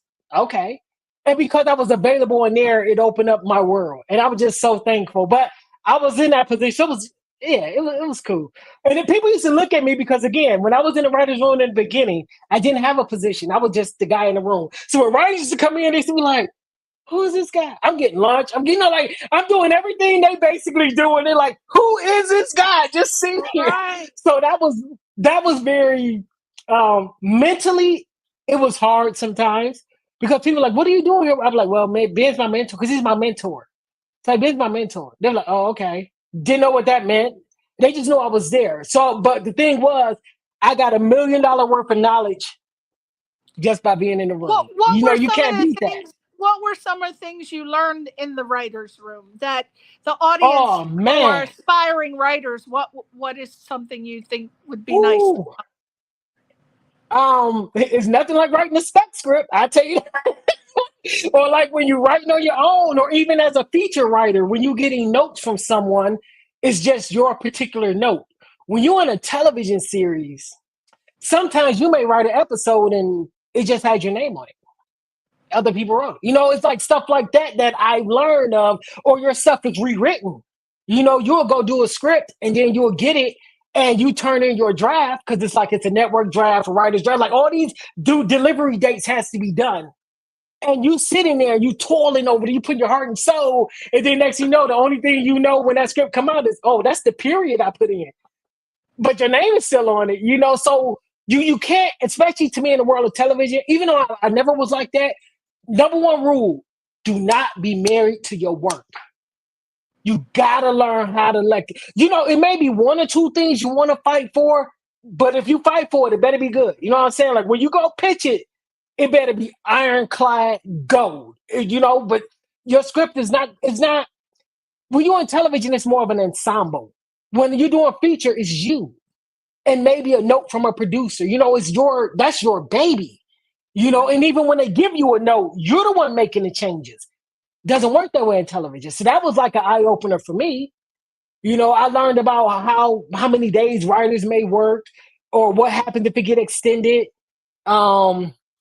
I learned how they broke down stories when they did the breakdown of like, okay, this is going to be the teaser. This is in act 1, act 2, act 3, and then you do the character. Like they do a lot of character background. Like I do it a little bit. Like for feature, you do it. I don't know, speaking for everybody, but for me, when I do my character work in feature, I do a little bit of background. Television, they were like, when she was 10, she didn't like pineapple juice, and it carries on. And this character may only be in for a season. And it's so well developed. Like these characters that they bring to life, man, it's fascinating to me how detailed each character are. And they show the character arcs of this is how the character started in the season. This is how it's going to end in the season. And you got to fill in those blanks in between. I had to learn about pacing. Again, writing in feature films, I got 2 hours. That's like maybe 80 pages. If I wanted to push it to 110, I got 2 hours to tell this story. Television, you got to make it last because you want seasons. So you can't give all the juicy bits of every character background, because you can't if you want the show to last. Like if I watch the show in the first season, I still want to learn about that character in the 5th season. You know what I'm saying? I don't want to know everything about that character in the first episode. Then why am I watching it? I want to make sure I know that character. And then I'm learning, oh man, I didn't know he was like that. Or even when that character shift, or I may have thought I knew what that character was like. And then in season 3, he's an alcoholic. And be like, oh man, I seen that. And you can see the journey. And so the pacing in television is mind-blowing. Because you really got to know that stuff. Like, I wrote pilots before, and I'm not going to like, I never really thought about, I'm going to extend this to 8 seasons. I never really thought about the extension. I just did my pilot. This is going to be great, and like the first season is, but you got to think beyond that, and that's what I've learned. Like, you can't just think about that. If you're on Netflix, you may get 8 episodes now, or even 10. I think that's the number now. Where back in the day in broadcast, it's like 22 episodes a season. It's a totally different world. So you have to cram all that information into 8, and they got to be solid episodes for people to watch. Because you don't have another 10 to actually breathe the characters. You got 8 episodes to make it hit. That's tough. That's real. I give them kudos. I was just thinking about that because when, for example, Albert and I are huge fans of the show 24, and they literally wrote 24 episodes per season. Because they did an hour show. It's just not happening anymore. I mean, it's always been that way for British television. You're lucky if you get 4 episodes a year out of that. I mean, when you're on the streaming platforms now and you're watching, say, Murdoch Mist, that's Canadian. If you're watching any British show, like Sherlock, for example, you'll get 2 episodes in a year, and you go 2 episodes, but then you look at how long they are, and they're actually an hour and a half, so it's technically a movie. But when you watch your British shows, you'll get 2, 4, and that's a season, 4 episodes. So I'm just fascinated with how their American television is now. Actually, network, they're still doing, because I watch a lot of Law and Order, Chicago. Yeah, they still going there, yeah. They're still doing at least 12. But some of the cable shows are following the European format. It's like 8. 4 to 6, 8, yeah. Yeah, it's like 8 to 12, I think, is the number that they've been hitting in between 8 and 12. Yeah. Yeah. So when you were working on when you were the PA for the Amazon series Cross, did anything develop? Is that over? Like, you're done with the internship or the production assistant thing? And did it turn into anything? Was it fruitful? Oh, it's beyond fruitful. Like I said, this has been amazing. Like, the cool thing now is, because now it's been released and now we can say it. The one I was working on is season 2 already. Cross got picked up for season 2 before the season 1 was even shown. Oh, wow. Season 1 doesn't even come out until, I think, sometime in, I don't know, it's later on this year is when the first season of Cross comes out. The one I just shot probably ain't going to be shown until like 25, 26. Now, how does that work? Because how does that work? Because with like television, the networks will buy a certain amount and they'll show it, run it a season, and then if the ratings are high, then they'll pick up a second season. How does that work on a streaming platform where they didn't even get to air the first season, but yet they picked up a second season? How does that work? That all I know is that, from what I know, was they just loved everything that was done. The cast and the crew they saw the first season and they were like hooked. Like, it's a Paramount, Amazon show, Skydance. I think it's a couple of them are involved. And the footage that was shot, because this show, they just put the trailer is out on YouTube now. This show is so good. I love it. It is a great show. And they got that much faith in the show that they already gave them a second season. Who are they? Who are they? Amazon, I think Paramount and Skydance. So they already greenlit it.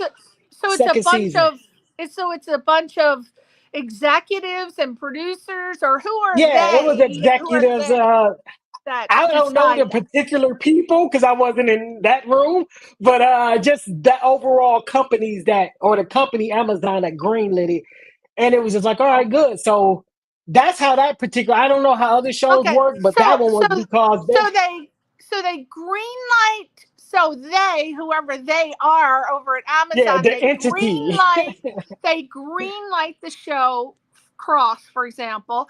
Uh-huh. Then they give it funding to be made. They make the show Cross, and then do they come back again to the they people and say, well, this is what we did, and then the they people say, wow, I like it. Even though it hasn't aired yet, Yeah. I'm going to give you a second season. See, yeah, because a great show I love, and it's on Netflix. It's a great show. It was a comedy, action, martial arts show. It was called The Brother Son. If you check it out, I think it's Michelle Yeoh was in it. It's awesome show, right?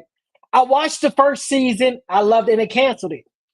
So it's like you can't tell how shows go. It came out, it did one season and got canceled. This show wasn't even shown and got picked up. So it's like it's just the powers that be, how stuff work. It's like there's no rhyme or reason of why things happen the way it happens.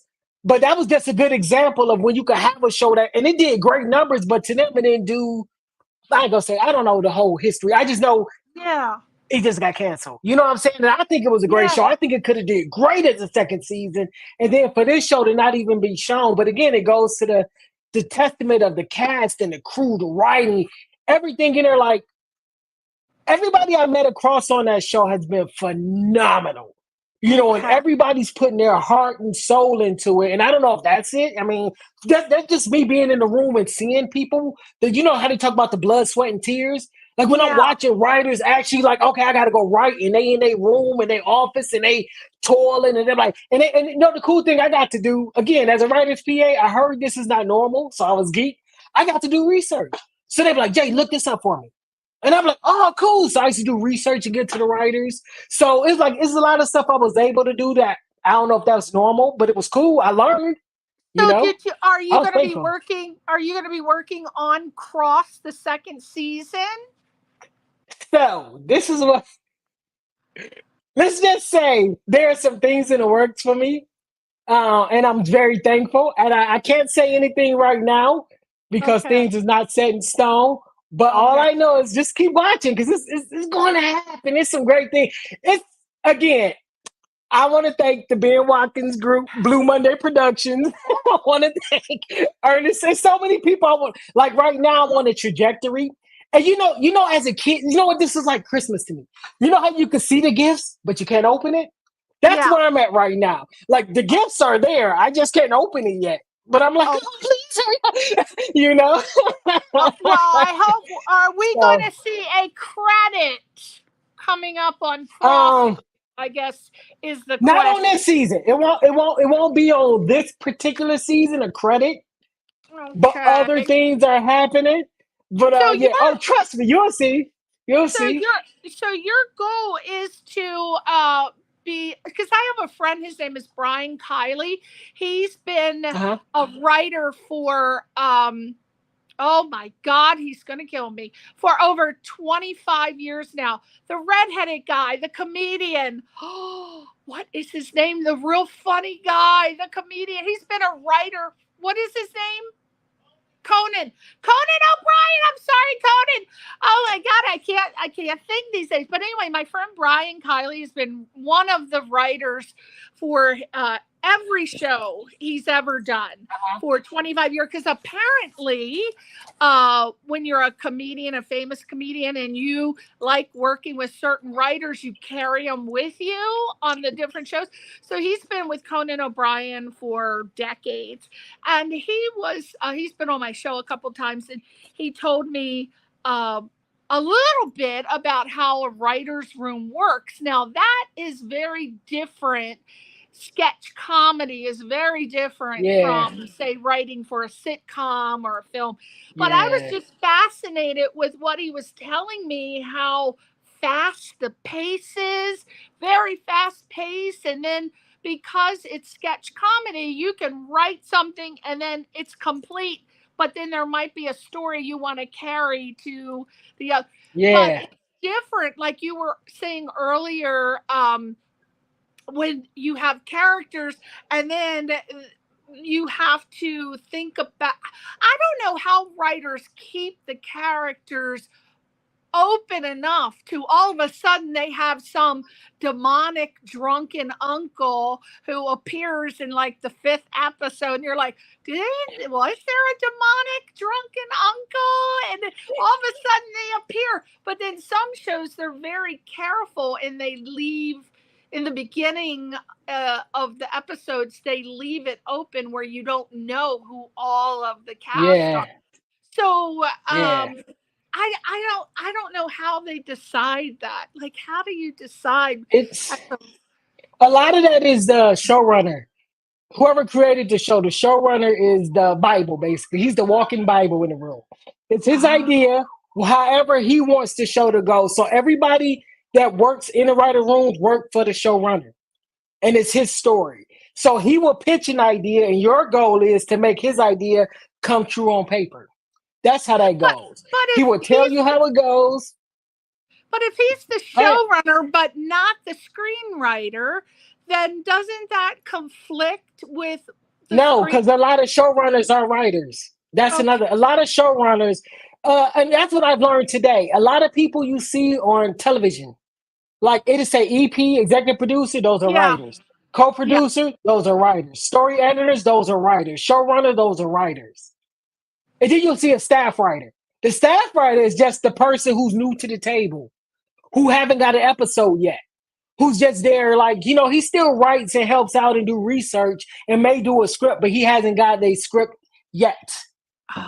But he works on the show as a staff writer. That means you haven't got a title yet. Once you get your title is when you actually get your episode. Yeah, because I see the executive producer, but then I don't see him. I don't see him with the credit of written by. And I always think it's the written by is the person who wrote the script. No. Like, for example, I don't know if you watch Law and Order or Script. What is one of your favorite dramas on network television? It varies. It varies. Cross. Let's say Cross. Okay. Cross. Oh, no, that's Cross is my favorite one. Network television. We'll just say Law and Order. Okay. So on Law and Order, every week you'll see written by, and it's a different writer every week. So my question is, that's not the name of the executive producer on the show. Okay. So how does the showrunner get full control of the scriptwriter's story? Because the showrunner it's like a CEO of a company. You run the company. You got to make sure that you make sales at the end of that year or whatever. Same thing as a showrunner. You got to make sure that episode hits. So just like, say like I was supposed to write episode 201. My name is on the script, right? And I wrote it. Okay, it wasn't the best. So now everybody else is putting their hands in it. Or even that sometimes what'll happen is, okay, you write a scene. Oh, you good at this. You good at our argument scene. You write that. Because some people have I call it their superpowers.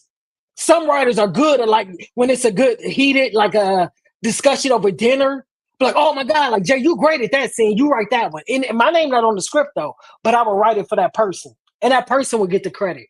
I won't get the credit. I get the credit in the writer's room. You know, we completed the job. Your job is to make sure that script is hot no matter what, whether your name is on it or not. The bottom line is that episode better be fired. That's what it is. Mm-hmm. Your name on it, and when your name on it, that means you contracted. That's when extra money and residuals and all that stuff come in when your name is on the script. When you get contracted to write a script. Some people are on shows and don't even get a script. And that's just the way it is. Well, you're just a staff writer. You could be on Friends as a staff writer and never write a script. But you'll stay. So you get a weekly check, but you don't have the credit.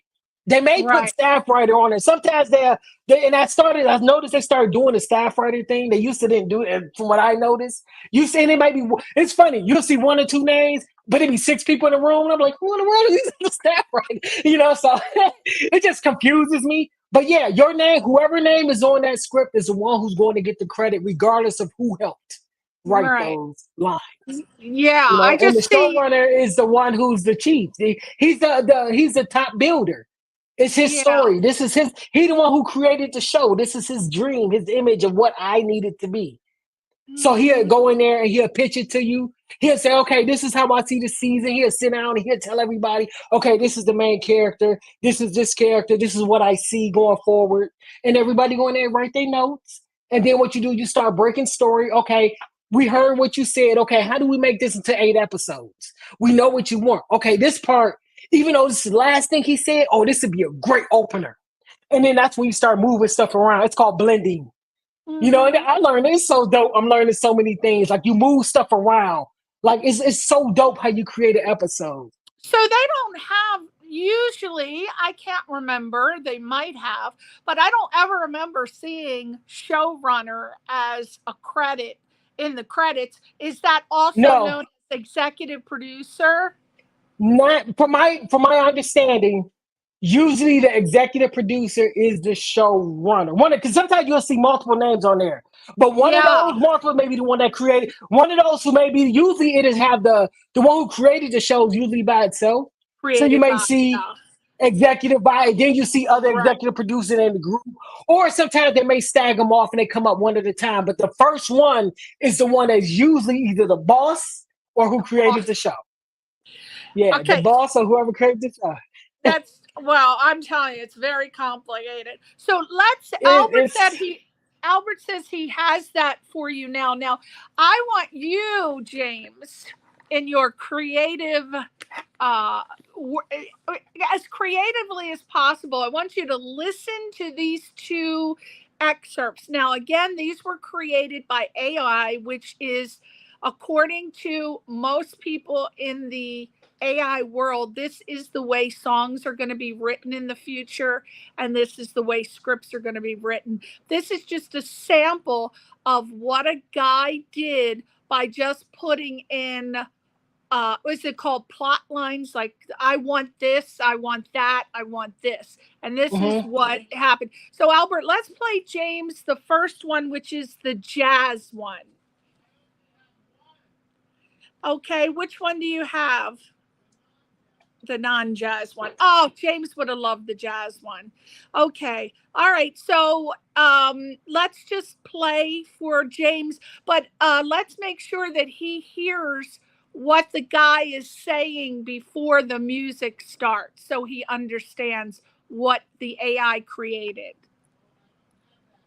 Okay, we don't have that either. All right, we don't have anything. All right, I'll just basically tell you that the guy put in some, I know Albert is not being a good executive producer. I'm going to fire him right now on the spot. We need a new showrunner, James. Okay, so basically this guy has a podcast. It has millions and millions and millions of followers because he is exploring the world of what is the future of screenwriting, filmmaking, music, via what AI is doing today. What he's saying is that based on his interviews with studio runners, people in like Paramount, at Capitol Records, at all the big major studios, they are preparing for AI to be doing these positions in the future.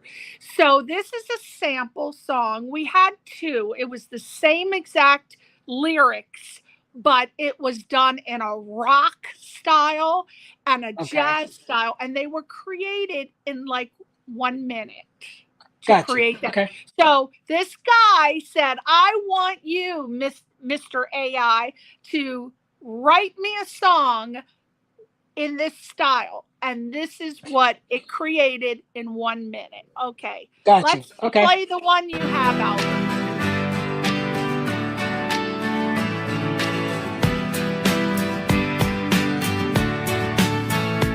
We were having fun, programming young, dreaming that one day we'd make it work.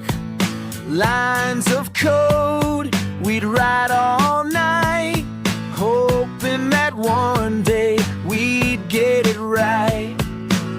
Can we teach the machine to sing? Can we teach the machine to dream? And then, ooh, it started to sing. No, this can't be real. It's just a machine, but the melody, ooh, it's all too real. And those words, they make me feel.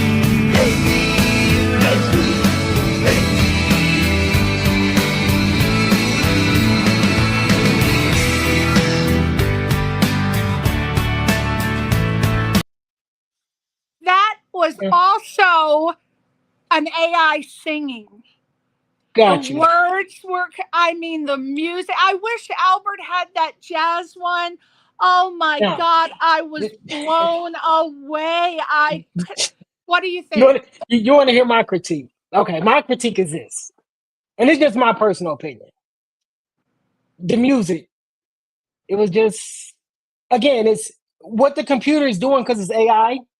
It's taking a bowl of stuff that's already been done and it's just taking it out, right? So it's not organic. It's nothing natural or original because it's taking stuff already done and it's just taking snippets, right? Like it would never be John Williams who did the E.T. soundtrack. You know what I'm saying? Or the Star Wars. Like it would never have him looking at the screen and be like, all right, drums here. You know, like you would never get that feeling from somebody typing in, hey, put some drums here. Like it's just not real. Also, when it comes to the lyrics, what, Diane Warren going to write it? Like, seriously, you know what I'm saying? Being honest. Diane Warren, like the lyrics, like, come on, man. Like, if that's the word y'all want to do, when Diane Warren to sit there and give you a heartbreaking, gut-wrenching song where you're teary-eyed and like, oh my God. Like, I didn't feel none of that through that. I'm just saying, this is cool for a video game. Or, you know, like, it's a world for that type of music. You know, where it's like, I'm not saying it's bad, but it's a world for that. It's not in my world. I like organic things. I like pure things. You know, stuff that comes from the heart. So that would never work for me. That's just my opinion. Yeah. You know? Maybe to create epic theme music for a background. Yeah, you know, if you want to do something like that. Or video, like I said, video games, it'd be perfect because I mean, I think who cares about music and video games because I know there's people that are, but I mean, it's a world for that where you're not really focused on that. But I couldn't. How you gonna go to a concert? What's gonna be a computer up there? Like, that I don't think Albert found the samples that he had before because I'm not impressed by that stuff either. But when he played that one jazz song, I could not believe it. My mouth was wide open. I could not believe that was a computer generated song, but he did not play the impressive song but what I'll do is I will have him look for that and send it to you and maybe get an opinion from you in the future because I was not impressed with that one. He just, you know what it reminded me of? Where he got that. You know what that world reminded me of? And it's so wild because it's dated. It reminded me of Teddy Ruxpin. Remember the Teddy Ruxpin doll you could talk to, the bear? It's like, that's the world we in. Like, come on, y'all doing Teddy Ruxpin now in 2024? Like, it's not, no. We'll see. Hopefully there'll still be a world for humans. Now, we are on to your questions. How did you first become interested in being a screenwriter and a director in the entertainment business as opposed to working in another profession?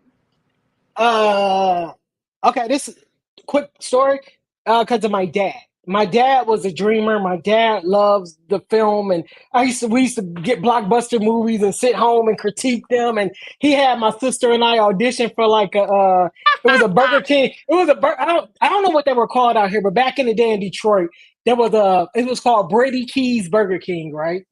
And me and my sister, we auditioned for it. My mom, my dad, and my sister, we sat on the bed and we wrote out this rap. This little jingle. We had to dance, we was getting down. Well, when we got to the audition, my sister like, hey, I'm like, I froze, right? I got so scared I didn't move, right? So the director came over to my dad and was like, look, this is great for the commercial, but the kid got to go. The boy got to go. And my dad was like, all or nothing. They were like, well, nothing. And they kicked us out. So ever since then, that has been my drive between his the dreams that he had and just film and watching movies, watching the Mad Max and all the B movies that used to come out on VHS back in the day. Like all that just drove me. Like I just thought it was fascinating to be in that world. So that's why I love filmmaking. Yeah. And was there a certain person who you admired seeing perform in the film or TV industry that inspired you to this career? Like when you were little, did you see someone? It's weird because for me, it wasn't really a person. It was more the visuals. And maybe that's where my directing come from. I love like Star Wars, for instance.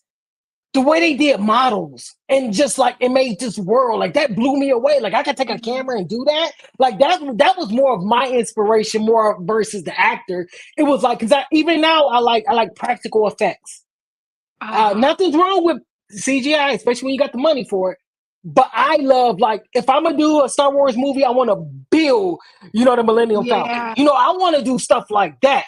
If I'm a film here, I like the physical. It's nothing like being in that world, being immersed, not with a green screen or a blue screen. And again, I would still take the job if you give it to me. But, it's like I prefer, the models and all that good stuff and the squibs. Like, I don't even know if they still do squibs like back in the day. Oh my God, that stuff is awesome. Oh, I love it. Oh, you want to build a model, huh? Whatever, man. I love the physical. The physical aspect of it is just, again, that's just my friend Tony, he was the one who created R2-D2 on Star Wars. Yeah, I gotta meet him. You gotta introduce me. Yeah, he's dead. You gotta introduce me. Oh, he's dead. Yeah. He was on my show a couple times. You can listen to the interviews, but yeah, he said there's nothing like drawing it, creating the idea, drawing it, and then watching it come to life. Oh yeah. So you would have loved talking to him. So what has been what was the most challenging process you experienced as a screenwriter or a director, and how did you overcome the obstacles? It's twofold with that one for me. The first one is I'll touch on the film for a minute. This is my first feature film. It's money behind me. I only got 10 days. On the third day, everything went to the flush.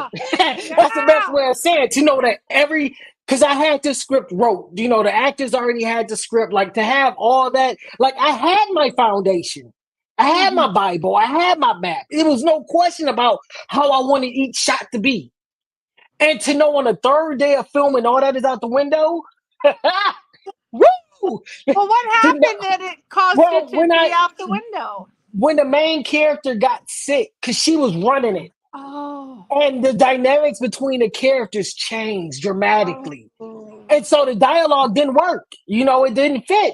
And the scenes just didn't work anymore. So I had to change all of that, each night and write 12 pages, film, and then I had to remember where I left off and then write another 12 pages, film, and until I wrapped. And it was like that was the most, but the thing is I didn't buckle. I wasn't afraid because I'm a problem solver. So I was actually happy because I'm like, I'm in my world now, my element. Like, give me any problem, I'm gonna knock it out. I'm gonna solve it. I don't care. But then I found it was an IHOP next to my hotel. Because the funny thing is, real quick, when I was in Jackson, Mississippi, we used to wrap at 7 p.m., right? So this is during the time while we're writing. Everything closes at like 7 p.m. So I would leave set and try to go to a Starbucks. Oh, we about to leave. We about to close at 7:30 or 8 o'clock. And I'm like, I couldn't write in my hotel room because it was just like, I wasn't getting anything. I need to get out. Yeah. So I end up finding an IHOP. It was so cool. Right next to my hotel, I found an IHOP. And I went in there, and one day they saw I was writing. They moved me to a booth. And it had an outlet. And they let me sit there every night. They saved my little booth for me at this IHOP. And I used to go there and write my 12 pages, give me something to eat, write my 12 pages, go back to my room, maybe like 2, 3 in the morning, get up at 6, go on set and just do the same thing. They saved my life because if it wasn't for that, I didn't know how I was going to be writing. Because one of my producers like, what are we going to do, Jay? I was like, I only got enough pages for 2 days. Right. Well, you know, we're gonna watch some of your videos now, and afterward, be thinking while you're watching your stuff, and tell me about maybe a problem that a director could run into and how to solve it. So we're going to watch some of your directors' reels, and that would be advice for aspiring directors or screenwriting, either one, whatever you feel like would be a good tip and advice from the footage that we're going to show. So it's going to be a combination of James's film Payment Received, and also I think we have, which we haven't talked about yet, your film Persuasive. So we're going to watch the video clips now, and then James will tell us how to solve some problems as a screenwriter and a director when we come back. So let's roll tape.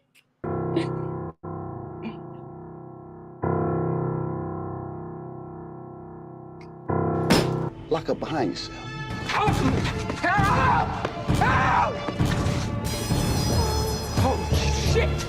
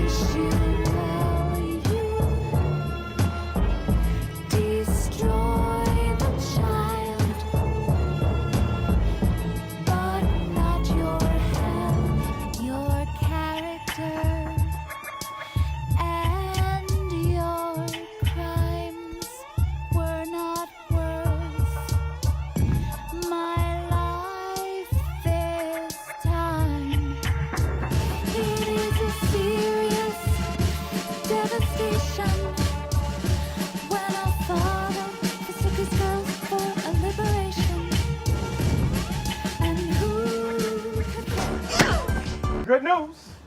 The background checks came in, and we decided to burn them because everyone deserves a fresh start. Even you. Yeah. Here it comes.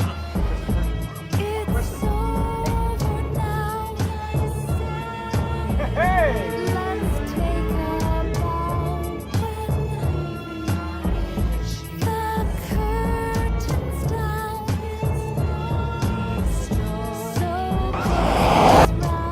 Daddy, don't tell us you're dying because we just got insured by Obamacare, man. That ain't gonna look good. What the hell do you think I feel? Who's living the separation?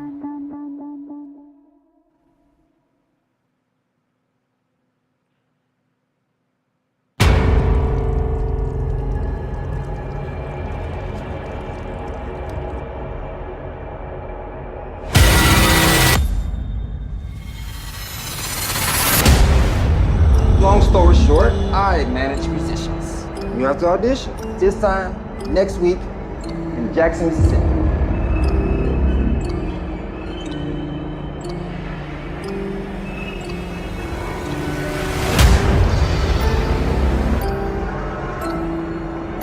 What the hell?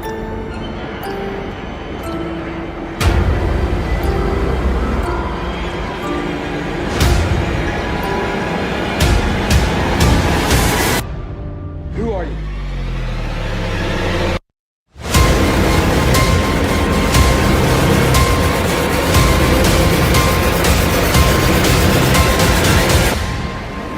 Let's do it. Payment received. If anyone finds my phone, please turn these people in. Do not rent from these people.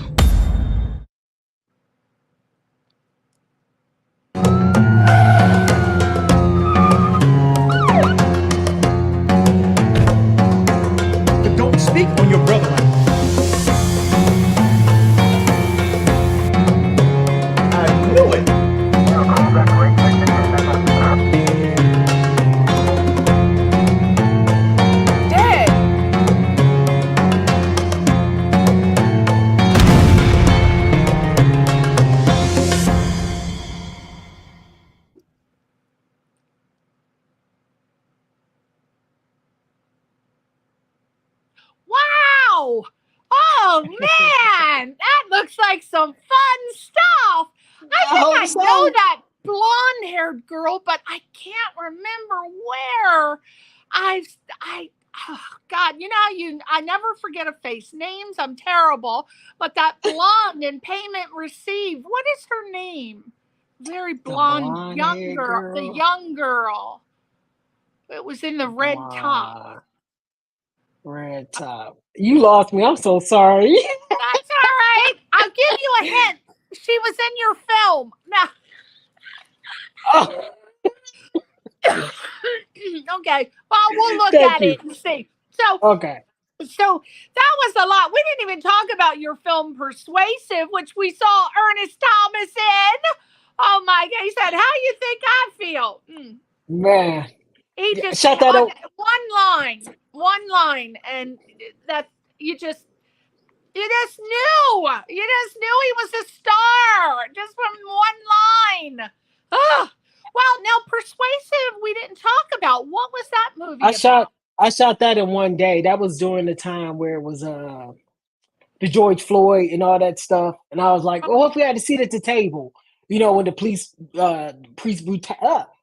brutality and all that stuff was going on. Right. That was just my take on it for a minute. Okay. So I was like, if we had a seat at the table, maybe we can make changes. That's what they usually say. Yeah. So I shot that in one day and put it in the festivals, and it just started going like wildfires.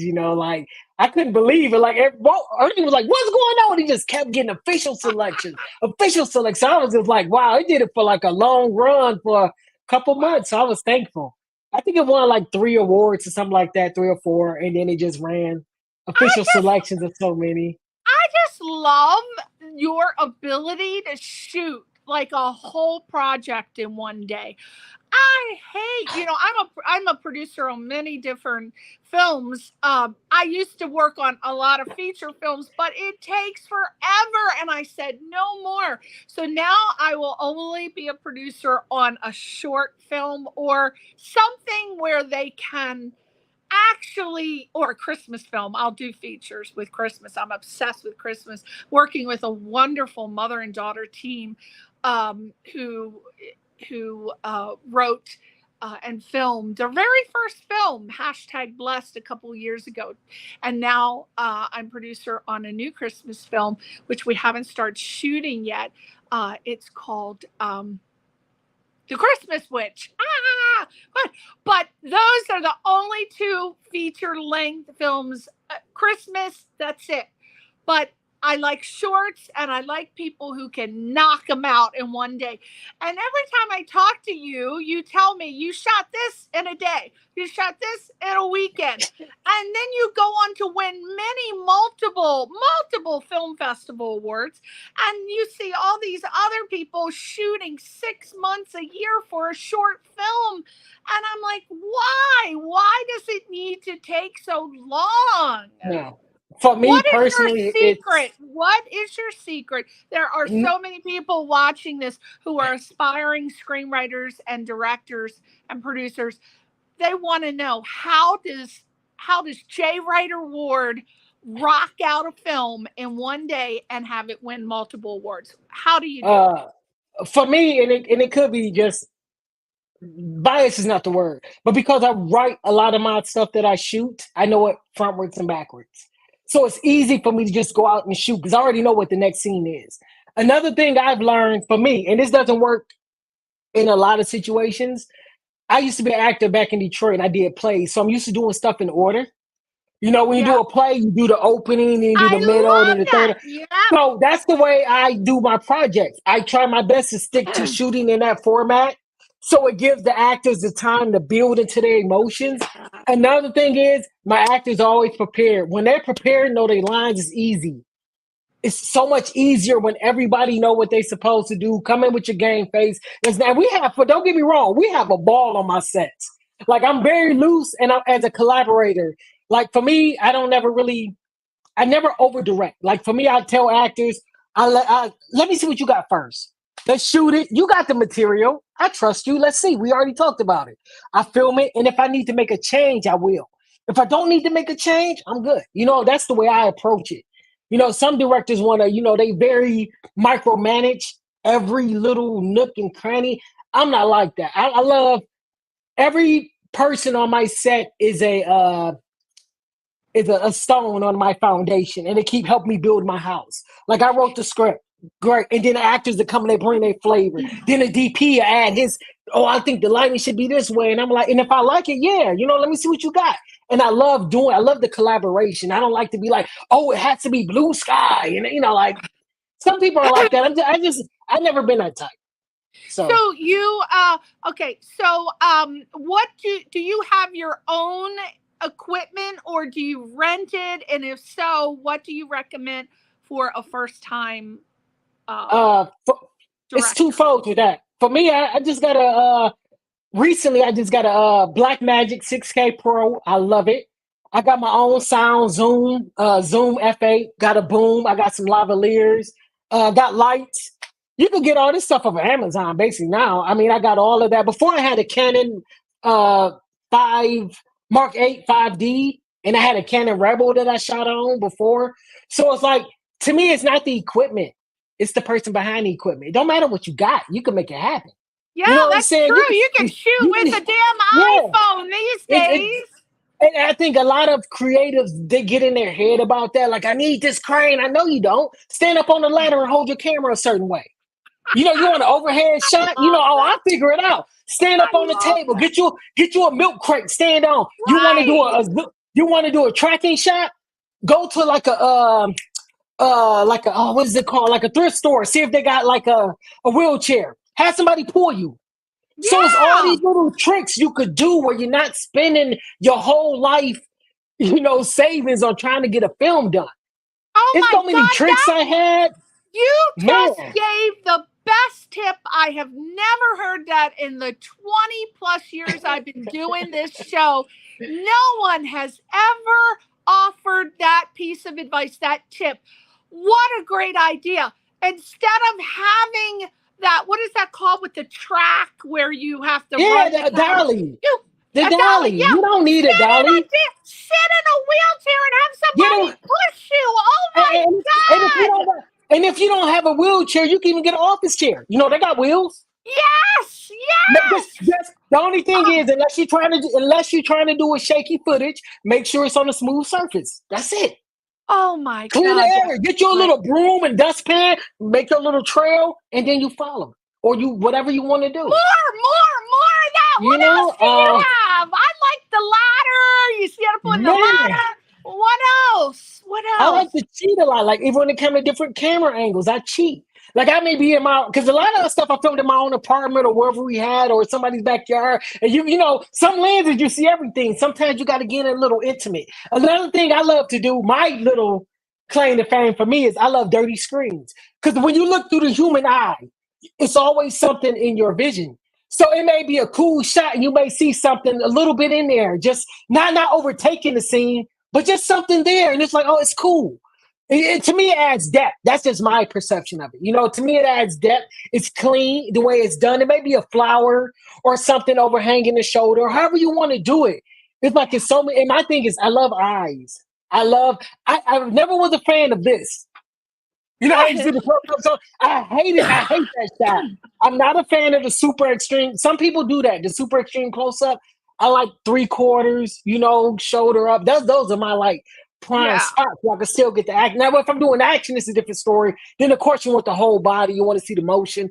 That's different. Or if you're doing an action scene with a gun, it's ways that you do it. But for me, it's like I like to keep it intimate because to me, it's like that's when you draw people in, except for when it's the extreme. See, that scares me when I'm looking up people's nose and stuff. I'm like, you know.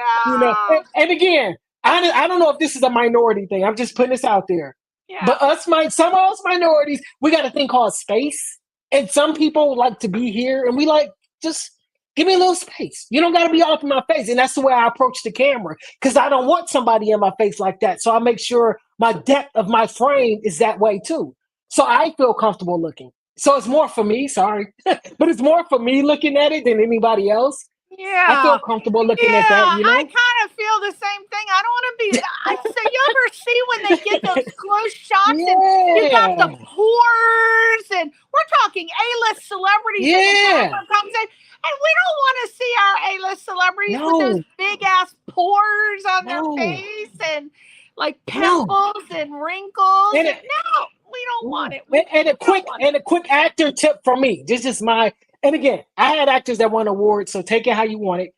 But for me, and even coming from an acting background, the eyes. I don't care. You could be doing Shakespeare. It's articulate. It's coming out flowing. It's very fluid. This means nothing to me. I look here first. If your eyes are lying to me, I don't care what's coming out your mouth. So every audition, because I had to hire and audition everybody for my film, the first thing I look at is the eyes. Then I look at the performance. I go up, then I go down. Yeah. You know, I don't care about the words. Yeah. You can always make somebody say the words a certain way. You know, that's easy. But I got to believe you. And if I'm looking at you, your eyes are dead, but you're making all these emotions, but your eyes dry. It means, you know what I'm saying? They do it all the time. And it's like, I don't believe you. I just don't believe you. Give it to me here. Focus here. Yeah. And then you develop. Because sometimes it's like, take your time with the words too. Don't just, you blurring it out because you want to say your lines. Yeah. To me, I'm not going to say everybody's different, but for me, tell me the story with your eyes first. Yeah. Let me feel you. Let me care about whatever it is you're trying to present to me. Right. And then when I hear the words, it's like, oh, wow, okay. Yeah. Now, if somebody wanted to, say, hire you to direct, they wrote the project, whether it's a short, and they wanted to hire you, what would be something, say you're a very new screenwriter, and someone's like, okay, well, I wrote something and I want you to direct it and I want to shoot it in one day. What do I need from you to be able to make sure that we can shoot it in one day? What would you tell them? See, now you're going outside the box. Number one, you got to have a budget. I can't work for free. Just like, I got a family. But you know listen, this is a first-time person who doesn't know that. So I'm trying to think about how a first-time person, they would ask you something and they wouldn't even know that they need a budget. They wouldn't even know that. So you're telling them, okay, you got to have a budget. So that's kind of hard for me because I feel like in anything in life, you should educate yourself, no matter what it is. And if you're coming to me that green, you're not serious. I'm sorry. That's just me. So I wouldn't want to waste my time with somebody like that. Like, you didn't need to do your research to know how much it's going to cost to do matter. Because again, that short could be a Marvel film that we cannot even shoot. You got to know what you can, you know what I'm saying? You got to know what you can present and shoot. If you come to me like that, then it's like dialogue is always like good. Yeah. Where you may take a chance, like, okay, I know you don't got a budget, but this is dope. And or you may be like, I don't have this, but I got X, Y, and Z I can bring to the table. Oh, we can always do the barter and trade. You know, you always got to do some exterior. And that's the thing. This is a business. It's go beyond those pages. Okay. You got to think beyond that if you want, or you shoot it yourself. Okay. If you bring other people into your world, that's when it's a different ball game. When you're dealing with friends and family yourself, you can do whatever you want. But if you bring in other people, you got to make sure you got your stuff together. Okay. So our first piece of advice is save up your money so that you have a budget. And if you don't know how to figure that out, then no, scratch that. No, you didn't say that correct. No, the thing is, educate yourself first. And just say you got a short. And if that person, the newbie, came to me, hey, Jay, I got this single location. It's just in a restaurant scene. Okay, that seems cool. Let's see what it's about. Single location. We just in one spot. It's one camera. You could probably get two if you want it. If you didn't want to move your camera around. You know what I'm saying? Like, I could think about that. You know, just know exactly what your project is. Even if you're a newbie and you don't even have $1. This you come across it. Then I can explain to you, okay, well, this is how you can approach this. Do you got a cell phone? Do a friend of yours have a camera? Okay, do you got lighting? You could get a light from Home Depot. You know those little spotlights? You don't need a film camera. You could go. It's so many. It's 1,001 ways to get stuff done now. Yeah. That's why I said if somebody come to me that green, you're not trying to do Yeah, that. You because just somebody who, I just want to be a director, whatever. You're like, no. right, Put it like this. You have to do the work. you That's do. me. If you do the work and you can have $0 to your name, but you did the work and you come to me and your script is done, and I was like, Jay, this location, I will talk to you. We will figure it out. I would love to help you because then I don't have to sit back and think about everything for you. Yeah. And this is your project that you didn't even do nothing for. Like, come That's on. right. Yeah. And there know? are so many people who don't understand that. And then you think, well, if you really wanted to do it, everything's available to you. You can watch how to make a film on YouTube. So many people have done films on, okay, you do this first and that first and this first, but it never fails, James. Never Persuasive. fails. People You will know, ask persuasive. you simple questions like that. You know, persuasive. That short film that won awards, I shot it for $500, and that's only because I rented the police car. You see what I'm saying? How did you rent a police car for under? It's just what? It's I again, y'all need me to produce. I make magic. People, I can move mountains. You want me to produce your project? I got you. I could figure out so many things. I'm good at producing. That's right. Producing. I could produce. What if they wanted you to produce and direct and be the screenwriter? It depends on what that end check look like. You know what I'm saying? Like, you know what I'm saying? Because that's a whole lot of work. It depends on what's in it. Again, I have a family. This is not a hobby for me. I'm like, hey, this is my career.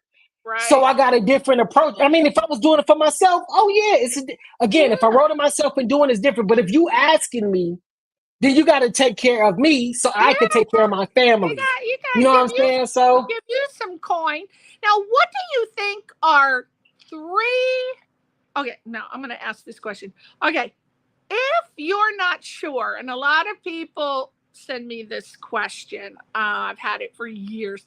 If you're not sure if you want to be a screenwriter or a director, what are some clues, both internal and external, that might help a person decide? Like sometimes you think, I really want to be a screenwriter, but then you think, I want to be a screenwriter, but then I want to direct it because then I'll be able to do it exactly the way I see it in my mind. But then I don't really want to direct it. So a lot of people are conflicted about that. How do you know if you want to just be one or the other or to be able to do both? All right. These are my personal opinions. Number one, as a screenwriter, you have to not be afraid of rewriting. Okay. If you could rewrite a script, because again, this happened in television, I saw it. You could write a script and the script is getting written 4 or 5 different times. If you could do that and still love that script, you're a screenwriter. If you look at the character and instead of you, if you don't have that on you and you actually like, oh, that's cool. And you actually, and every time you write, it progresses instead of regressing. Because what happens is when you don't love something, and we all do, you get lazy with it. And if you do your draft and then you do the next draft, but it's nowhere near as good because you don't care. If you're doing that, you don't need to write. If you don't like to read books, you don't need to write. You know, you don't got to be the most articulate. Look at me. You don't got to be the most articulate person in the world to be a screenwriter. But you better know how to read and write. You better know how to read a book. You better know how to understand words and how they act. You know what I'm saying? I may not pronounce the words correctly, but I know a dictionary. You know what I'm saying? Like, but you know what I'm saying? It's like you got to have those elements. And for me as a director, if you love visuals, that's in my world. If you just love how to frame things, like even when you're taking a family photo and you're making sure, you're staying over here, that's directing. If you don't think about it, it's really directing. You're directing the frame. If you're really good at that and you love it, you could be a director because that's all you're doing. It's framing shots to fit inside that little window, that little square. And you're making the best little square ever that can't nobody else, or that you hope people replicate and you got your, just like they call it, the close-up shot is called the Spielberg shot, where he goes real close on the people's eyes. That's his shot. Or if you do the Spike Lee shot, where the actor be standing and they be rolling around like everything is passing by them. Like everybody got their signature shot that they love. If you're doing something like that, then you were born to direct. If you're doing the stuff with the writing and you writing and you like, and as a writer too, because I go through this, it's times when I don't feel like writing, but for some reason I always get an idea in my head. I'm like, let me go get a pad and pen. It's like I have to create every day, even if it's just half of a script, a page, whatever it is. I have to do something, or I don't feel like myself. Yeah. And it's like, that's just me as a creative. And again, everybody else have their own zhish, I guess, of how they deal with things. But for me, it's like, I got to create something every day. I'm always looking at something like, how can I film that? How can I do this? Like, how can I make this happen? If I was directing this episode, what I would have done differently. If I wrote this, how would I would have wrote it? Because you got the Soderberghs, you have Ben Watkins. Like, these are, and again, Ben is like my mentors right there. To see his writing, it's phenomenal. Yeah. To watch the words, and it's Sam Erst and all these other, and Jim Dunn, and looking at their work and just seeing and like, oh my God, I got to step my game up. And to me, it's not a competition, but it makes you want to, you fight. Because I'm looking at how they're making the words so elegant, how they throw the line like, ooh, let me do that. And they're teaching you how to shorten things, like when you do a script. Because I'm a very visual writer from directing, so when I write, it's like this, because it's very visual. And they're like, okay, shorten it out. Put in a couple sentences now, exactly how you did it, which is hard to condense that, because I'm very big. I write like a book where you in the moment. Sometimes scripts, if you've seen, they're very stripped. In the kitchen, that's it. In the kitchen. That's what I want to talk to you about. Real quick, a resource from you. Now, back in the day, I want to know if this is still relevant. Back in the day, it was the absolute Bible that if you were a screenwriter, you had to write with final draft. Like, the studios wouldn't even accept any scripts if they weren't written in final draft. But a lot of people could not buy it because it was $800, $900, almost $1,000. Now, I do understand that the price has come down significantly now. But my question is final draft the absolute software that you need to be a screenwriter, so that because it has pre-formats? So explain that. Do you write in final draft? Everything is subjective. So it depends on where you're coming from, because I can't do it. Some people could do it from scratch, like do the margins and all that. That's when you're doing the other. But final draft is easier for me. When we did the show, we shot it in final, we wrote it in final draft. I've seen final, like, honestly, that's all I've seen people out here use is final draft. I haven't seen, I think it's one called Celtics that's a freebie, or Microsoft has one, or I think it's one called it's another one I can't think of off the top of my head. But because I started doing that since I've been out here, final draft, I stick with it, and it's easy for me to do, and I know where everything goes. And so again, working on this show, final draft, and now it's cheaper. But yeah, it is expensive. Still, even though it's cheaper, it's still expensive. I think it's like $200 or $300 now, or something like that, for you to get it. And is there still where you need to get upgrades? Yeah, but you don't have to. But they do upgrade. Like, I think I'm on 12, and now they're on 13, like that. So they will upgrade. You don't always have to, because you can still use it. So you're just writing and doing the formatting. So yeah, you could get it. For me personally, because it helps with structure. Some of us don't know how to write structure in a film. I'm just being honest. You don't know how to do it. It helps teach you how to do structure from your slug lines, the character, and it formats it for you in the margins. You don't have to try to figure it out. Because I'm going to tell you, if that was me, I lost. I can't do it. I just, that's something I can't do. I'm just going to pretend. But if you could get final draft and it does it for you, more power to you. Please get it if you can. It's just so much easier. And again, invest. And just one key thing, invest in yourself. Think about it. If this is what you really want to do, you really want to be a screenwriter, you will spend $150 on a dinner with a girl. Or you buying a video game. Or I'm just being honest, you buying a PS5. Yeah. We will spend money on some of the dumbest things in the world. Yeah. Except for what helps us. So invest in yourself. If you're going to get the fun, if you need a camera, Get you a camera, get your iPhone, spend that $1,000 or $800, whatever it is that you was going to spend on something else anyway. Put it on, always, like I always say, bet on you. Bet on yourself. Yeah. You're going to get the return because you are the ROI. You are it. You are the ROI. When you put that money down, you better make sure you get that money back. Yeah. So believe in yourself and do it. So So final draft is definitely something, if you're thinking about being a screenwriter, you absolutely have to have. do it. As I James say said, do it. I don't know personally of any other software, but even when I bought it a long time ago, I could not figure it out. It was too hard. There was no tutorial. This was before YouTube. This was in the 90s.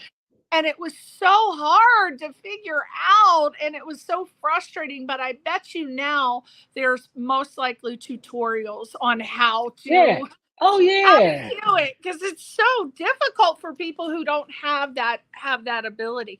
So, okay, so what are 3 do's and don'ts of pursuing a career as a screenwriter and a director?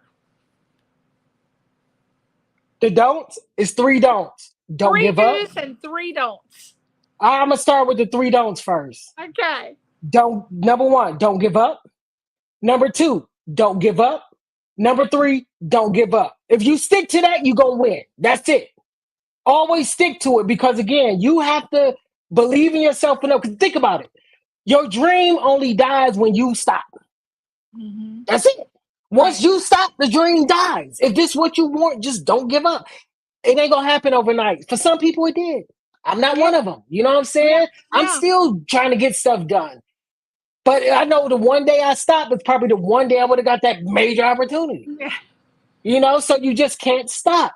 And the 3 things you said, the do's. The do's is, like I said, invest in yourself. If you are a writer, write a script every day. Write something. Write shorts if you have to. Just write. Just constantly write when you wake up in the morning. And again, I always say, I don't have time. Make time. We make time for everything else. Just take out, and it doesn't take much to me. 5 minutes. Set a timer. Go sit in the corner. Write for 5 minutes and then be done.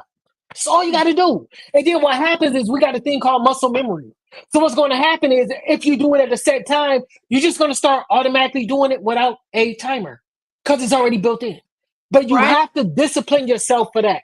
If you're a director, shoot something. I don't care if it's a flower outside, you trailing the ants. Just shoot it. It's okay because you're learning. You're doing your craft. Just go out there. You don't always, everything doesn't have, to me, everything doesn't have to have a story as a director. Sometimes it's just a view. You want to do a pan and shot of the sunrise. That's not telling nothing, except for the sky's pretty. You know what I'm saying? I love the way the blues, the hue of the blue or the rainbow. Just shoot something. Just film it. Yeah. And then put it out online. But the thing is, don't just do static shots, though. Don't just have the camera record. Because then what you're doing is called a time lapse. We ain't trying to do a time lapse. Well, we want to try to move the camera just a little bit, just to give it a little light. Yeah. You know what I'm saying? Just let it do a pan and shot. Again, this stuff is it's so easy how to do this, you know? We just got it's not easy. Wait, James, somebody said, I love how passionate you are about your work. Oh, wow. Dorothea Daniels. Do you know her? I don't know. I think so. I'm not sure. Okay. All right. I don't want to say yes, and then it'd be like somebody I don't know, and they'd be like, I know JJ. Say no. Well, if you don't know her, you know Dorothea Daniels now. But thank you so much. I appreciate that. That was love. Yeah, you do have. You're so. You have a great passion when you talk. I mean, everything is so vibrant and exciting. If I didn't know you, I'd say you were on crack. But you're not, because you don't do drugs, and I've known you long enough to know you don't. But it's that passion that you need when you talk about everything. Because if you don't have that, you shouldn't be in the entertainment industry, because it's all about you gotta be passionate and energy. You're not in the world of being a fiduciary. You're not an accountant. No. You're not a probate lawyer. You're entertainment. You need to entertain, and that has to be in every aspect of your being, including You got talking to, about it. So that especially in is entertainment, man. yeah, Your heart, like I feel like if we don't love what we are, we supposed to entertain people, good or bad, if it's a horror, whatever. So we got to have that energy. If we're looking depressed, unless I'm doing a depressive movie, I shouldn't be looking sad while I'm getting an interview about, I just did this greatest comedy, and I'm like, oh well, you can't do that. You got to be right. like, I got this horror, it's scary, whatever vibe that project is. That's what I like to entail in every project I got. Everything I do, I put all my heart, my love into it. Again, even as a writer's PA, you can ask, I was the best. I got the garbage. I did whatever it took to do it. And I just, because number one, it did not define me. Yeah. That job, that title didn't define me, because I know I'm a writer director. I know I'm a creative, but that job got me in the room and in the door. Right. And somebody, you cannot be afraid to sweep the floor to get through the door. Please do not forget that. I like that. Sometimes you gotta start sometimes at that bottom. I like and I know that. you gotta start at that. Sidney Poitier, prime example. He was the janitor at the theater because he couldn't afford to pay, so he did trade off janitor for acting classes. One day, somebody couldn't perform, and they said Sidney know all the words, and Sidney got on stage, and now we all know who Sidney Poitier is. Right. So never be afraid of that, because the key is the hardest thing, and I need people to understand this. For me, the hardest thing about this business is getting in the door. It's like a family. I'm not gonna lie. It's a clique. It's so hard to get in.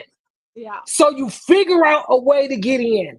And then once you get in, you make those contacts and you do the work. You got to be prepared, and you got to have that work. You can't just be, I'm praying that you get in. Because when that opportunity comes and they say, yo, I need you to do this, you better know how to do it. Because as fast as you got in, it's as fast as you're going to get out.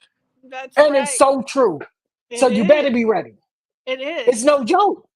That's right. It's 1,000 of me out there, billions of me trying to do what I'm doing. So soon as I mess up or whatever, all right, next. In a heartbeat. They're not gonna worry about it, Somebody be poisoning your ass. So it's okay. Yeah. And that was the best. That was one of the best jobs I had, to write as PA. I'm on the TV, a show, a hit that's about to be a phenomenal worldwide show. Yeah. I'm in a room. I'm meeting everybody under the sun. I know the actors. I know everybody. I'm in a room. I'm watching how everything is structured. Again, that was the best crash course on earth. And then that opened up other opportunities. Now I met people. Now people like me and know me. So now people are like, hey, do this. Hey, do this. I got something for you. Come out, do this. So now that's what happened. For me, not being afraid to be like, okay, let me clean up this table while y'all working. And then I go, but then I sit down and go in a room and I'm learning. And they're like, well, Jay, you got any idea? Okay. I didn't know I had an opportunity. And because I did that, I heard up and said something. It probably wasn't the best.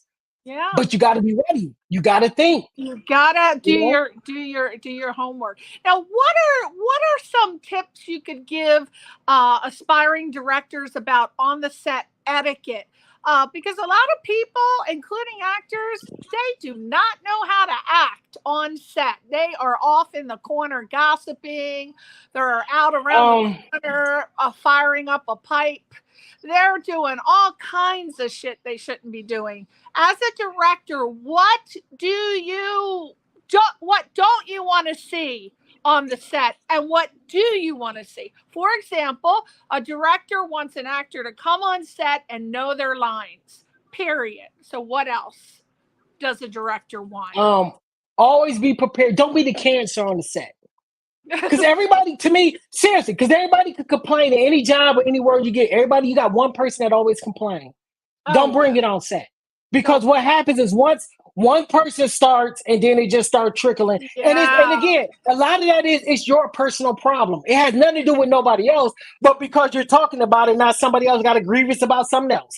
And then it trickles out. Just keep that before you get on set, leave that at home. How do you nip that in the cancers. bud? Like, I know you've experienced it. What do you do as a director to stop it? For me, I don't know if it's my personality, my charisma. It's just, I guess it starts from the top down, is what they say. And you know how I am. I'm jovial. I'm very excited. And I make everybody feel comfortable, and they know how much I love my work. So they try to match my intensity and they go for it too.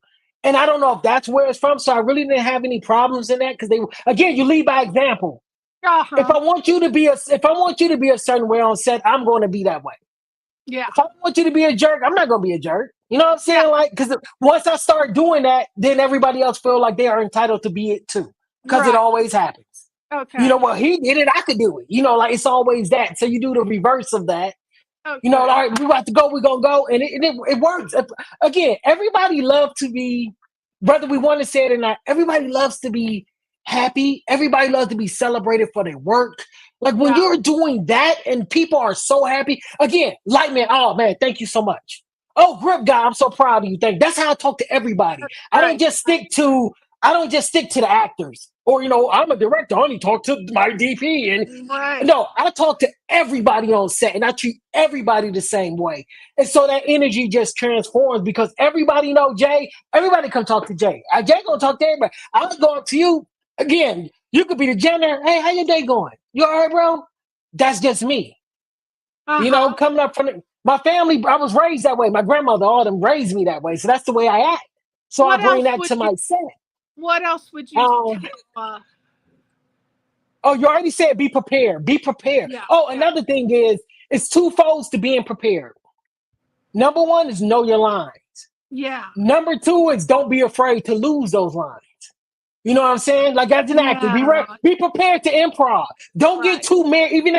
Even as an actor, and I did this back in the day too. We get married to, we rehearse in the mirror and we try to do it the exact same way. But then, you know, but the camera only see you this way. So now your body is moving. Now you all in your head. Because now you're like, well, that's not the way I rehearsed it. Never get married to you just rehearse. Believe in the character. Once you got the character, the rest gonna come naturally. Because then it ain't gonna be your body moving. Now it's the character body moving. Right. You know, you probably didn't see yourself sitting like this. But the character sat like this. You know what I'm saying? You may not thought you was gonna be like this, like all up in it. But the character did. Don't be afraid of that. Don't try to direct yourself and force yourself to do something. Unless, again, if it's a technical thing of a camera has to be a certain way of lighting and we got to move you, that's a different story, you know. But other than that, just be prepared and don't be afraid to lose those lines. Wow. You know, just want to, you know, great tip. Now, what is on the horizon for J. Ryder Ward? What's going on? Number one, I'm going to say this because, you know, one day and in the near future, I will be an Emmy-nominated television director. That's going to happen. I'm telling you that. Okay. That's happening. Stuff is in the works. I'm laying my path. And the path is being laid. It's laid in gold and platinum. So no, but the path is laid, and then I'm gonna have an amazing career, but it's due to the people in my camp. You can't do this alone. I got an amazing group of people that believe in me, and they just inspire me because I watch them and they believe in me. So my thing is, I don't want to let them down. So I'm gonna make sure I always do 1,000% because I know they believe in me and that's their word and they're speaking on my behalf. So television directing is one. I still want to direct film. So if y'all want to do that, I still want to do it. I got the family is going to come out soon. I'll give it a couple months because I still got to shoot it and edit it. The family reboot, which is going to be hilarious. That's coming out. What else? Have you already cast for the you're using the same actors, right? Yeah, that's basically the same one. So that one is already done. But I got a couple other stuff that I've written that I'm about to just go ahead and start shooting and stuff. And I may be doing What you got? Give us a little teaser. So, you know, I got this. This one I did enter it. I wrote it. It's dope. It's based on. Okay, you know how women's rights are being removed, right? The abortion thing, right? So I did one on that. It's a thriller, but it's from a male perspective. That's the best way I can say it without giving out everything. It's a male perspective of how he has to deal with it. Because like right now, you know, they don't really touch on, like the men that are taking it away don't care. But you have men out here that really do care. You don't really hear their voices of why they care about that. Because you hear about, well, what if the wife is raped? What if or it's between her and the child and my wife is going to die. So I took all those elements and wrote my short. It's amazing. I love that short. That one gonna cost a little bit for me to shoot, so that's why I put that to the back burner. But it's written. But it's a very deep story from the male perspective of hurt and angst, dealing with the banned abortion and being in that situation with his wife. So, that sounds interesting. I like that. I send it to you. You can read it. It's very good. It's like, I love that one. And again, because of the climate that we in, it's great. And then to see a male perspective that's not the one saying, I'm taking your rights. You know, it ain't coming from that. We're not dealing with this. Is a man whose wife has to deal with this. And this is my wife. You know, like this affects me too. Yeah. And so I'm trying to tell their voice. Because right now you don't hear that at all. It's always just the women or just that. But what about us? You know, it's certain things that happens in that hospital room where we may be where's the power of attorney? What if we in that position? Mm-hmm. And it's one or the other. You know what I'm saying? Like, it's one or the other. What you gonna do? That sounds like it would really be more of, look, I'm changing. Excuse me. That sounds to me, your description, that would be a great documentary. That too. I can see that being a great documentary, because you could have so many men that don't have a voice that would be lending their perspective to that whole world. Because I know somebody interested in that. You know, just let's talk about that off camera, because that's something you really interested in. I just thought that would be because I watch a ton of documentaries, and I'm always thinking this would be a great idea. That would be a great idea.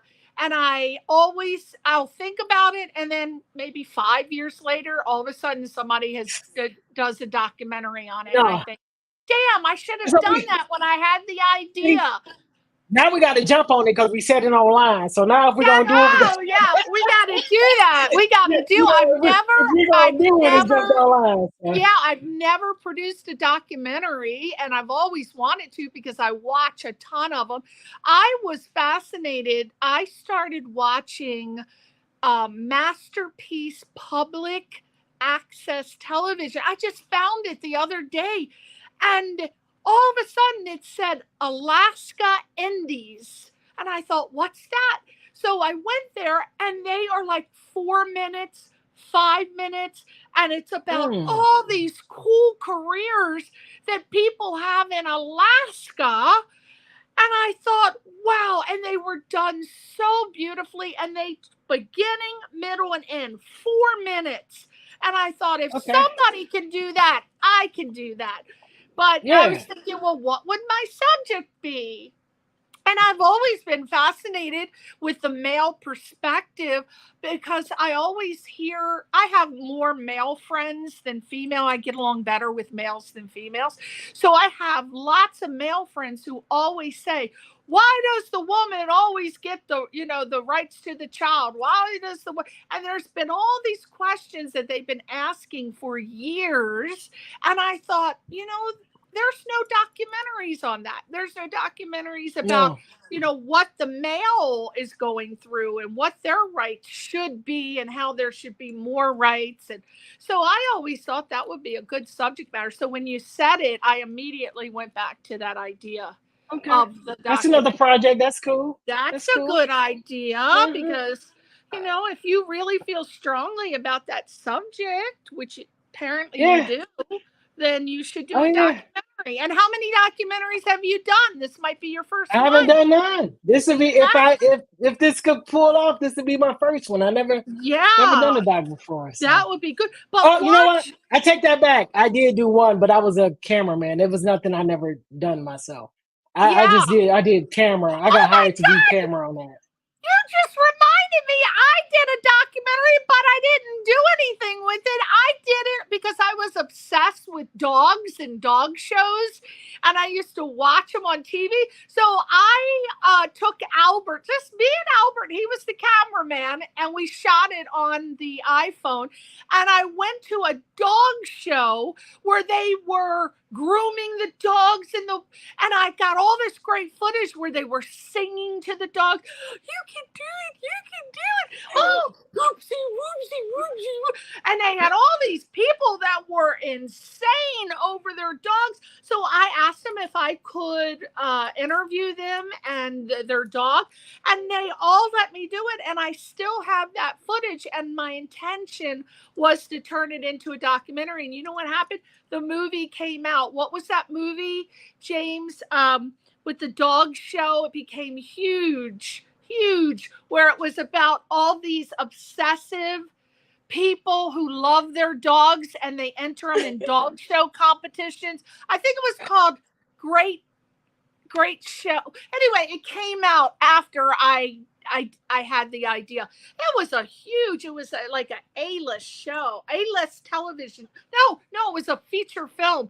And I thought, God, if only I would have completed that project, but I let it go. So any ideas that you have, try to shoot them, even if it's in a rough format. That's my tip. Got you. To the No, people. yeah, I was going to say that too. It doesn't have to be perfect, like in this world. Like your stuff doesn't have to be. Again, a story is a story. As long as it tells a beginning, middle, or an end, it doesn't matter if your lighting is off or that. As long as you got characters people care about and you shoot it, you're good.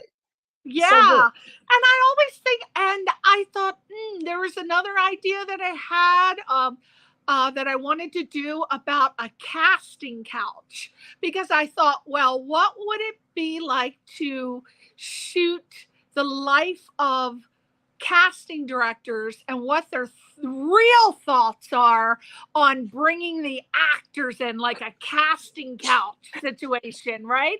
But so I approached all these casting directors and I asked them if they wanted to do it, but these were A-list casting directors, and of course they're not going to want to do it because they're not going to tell you. People to know. Yeah. But I thought, darn. So then I said, well, I'm going to have to create an imaginary world where they're not real casting directors. But then I asked them if they would just give me some ideas of what they say about actors. Nope, not having that. So that was an idea that I wanted to do. So I'm always thinking of ideas of stuff I want to do. But my obsession is Christmas movies. So as I've told you several times, I wish that you had an obsession for Christmas like I do, because you and I would pump out a Christmas short. I have so many ideas for little shorts, but none that I'm so excited about that I go, oh my God, I got to shoot it next weekend. And I think, like, you have so much passion. When you have an idea, you're like, oh my God, I got to do it. And then you do it.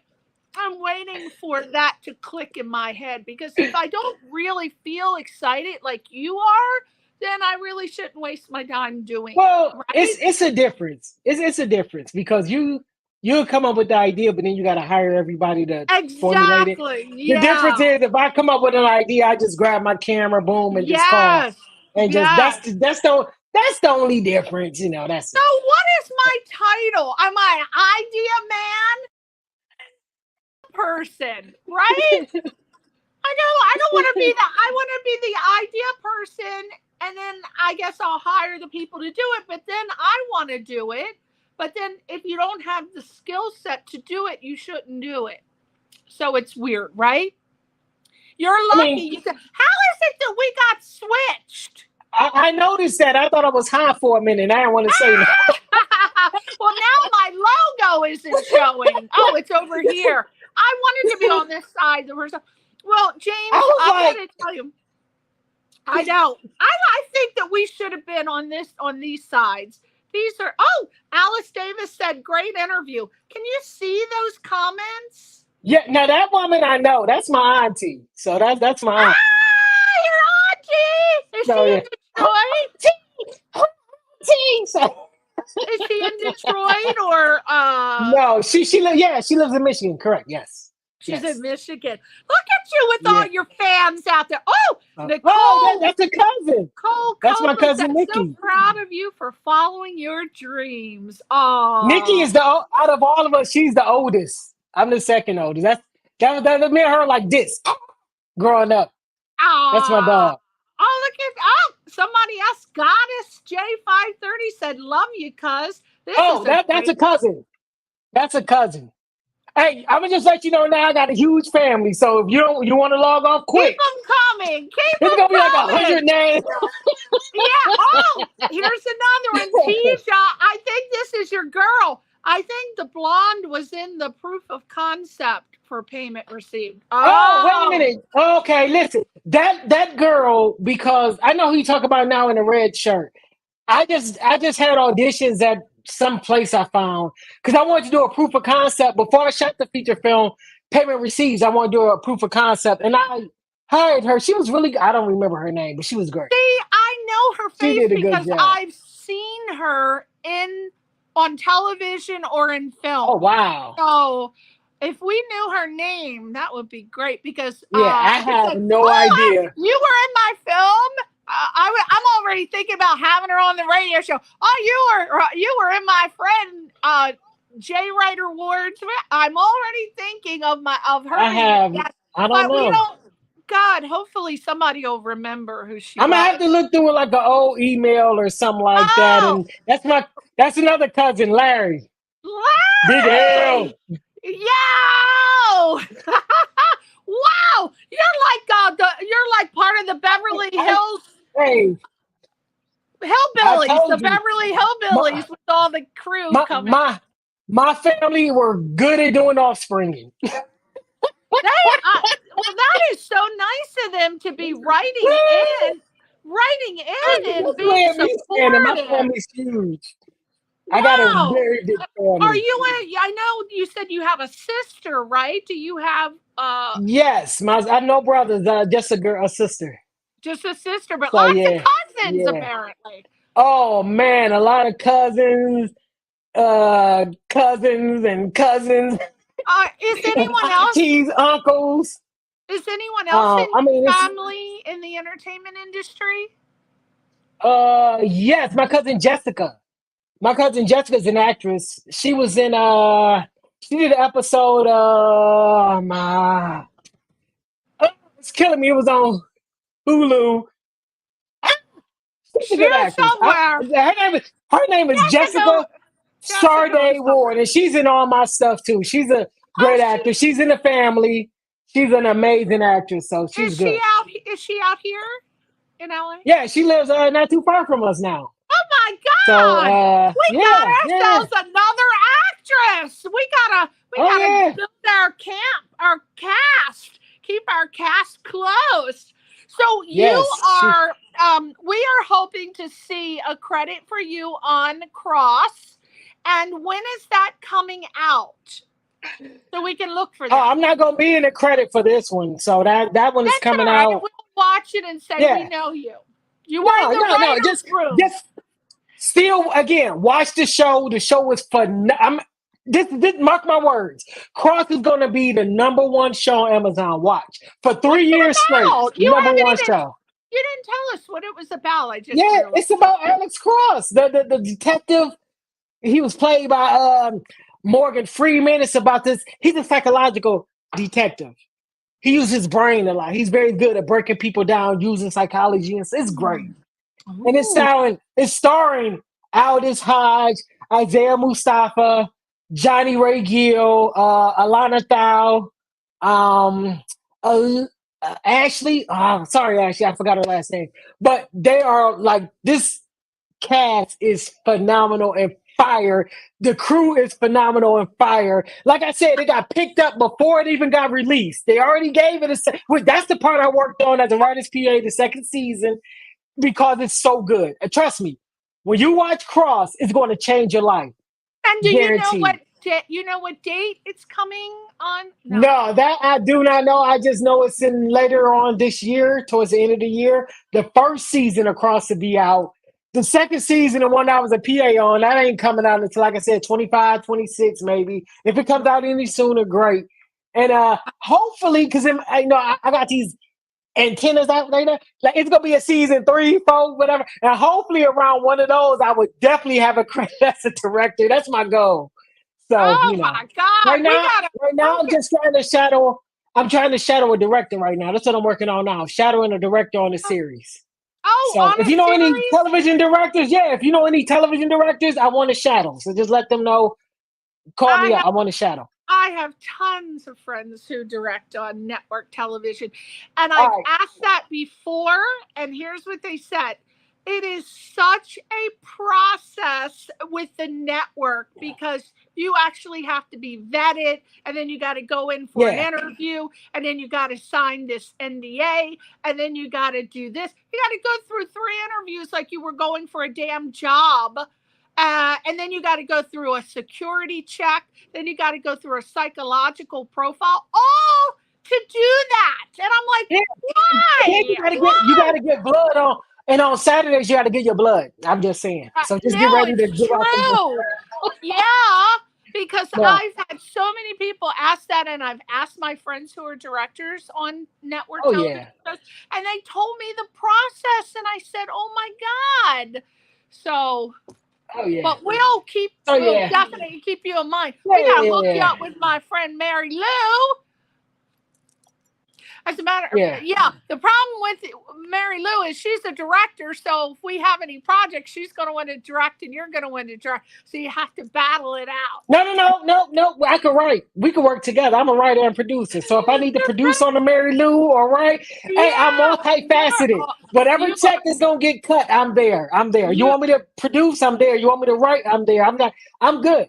You are so flexible, and that is a key that we will leave you with a tip. Please be flexible, like James. You're willing to jump in and do whatever it takes to get the job done, because that's who people want to work. They don't. If you get a second season, you get a job. You get a third season, you got a job because you already did the work. So do the work. You did it. All right. So let me just tell you, our upcoming guests for June are Karina Farah. She is an A-list casting director. We got her coming in June.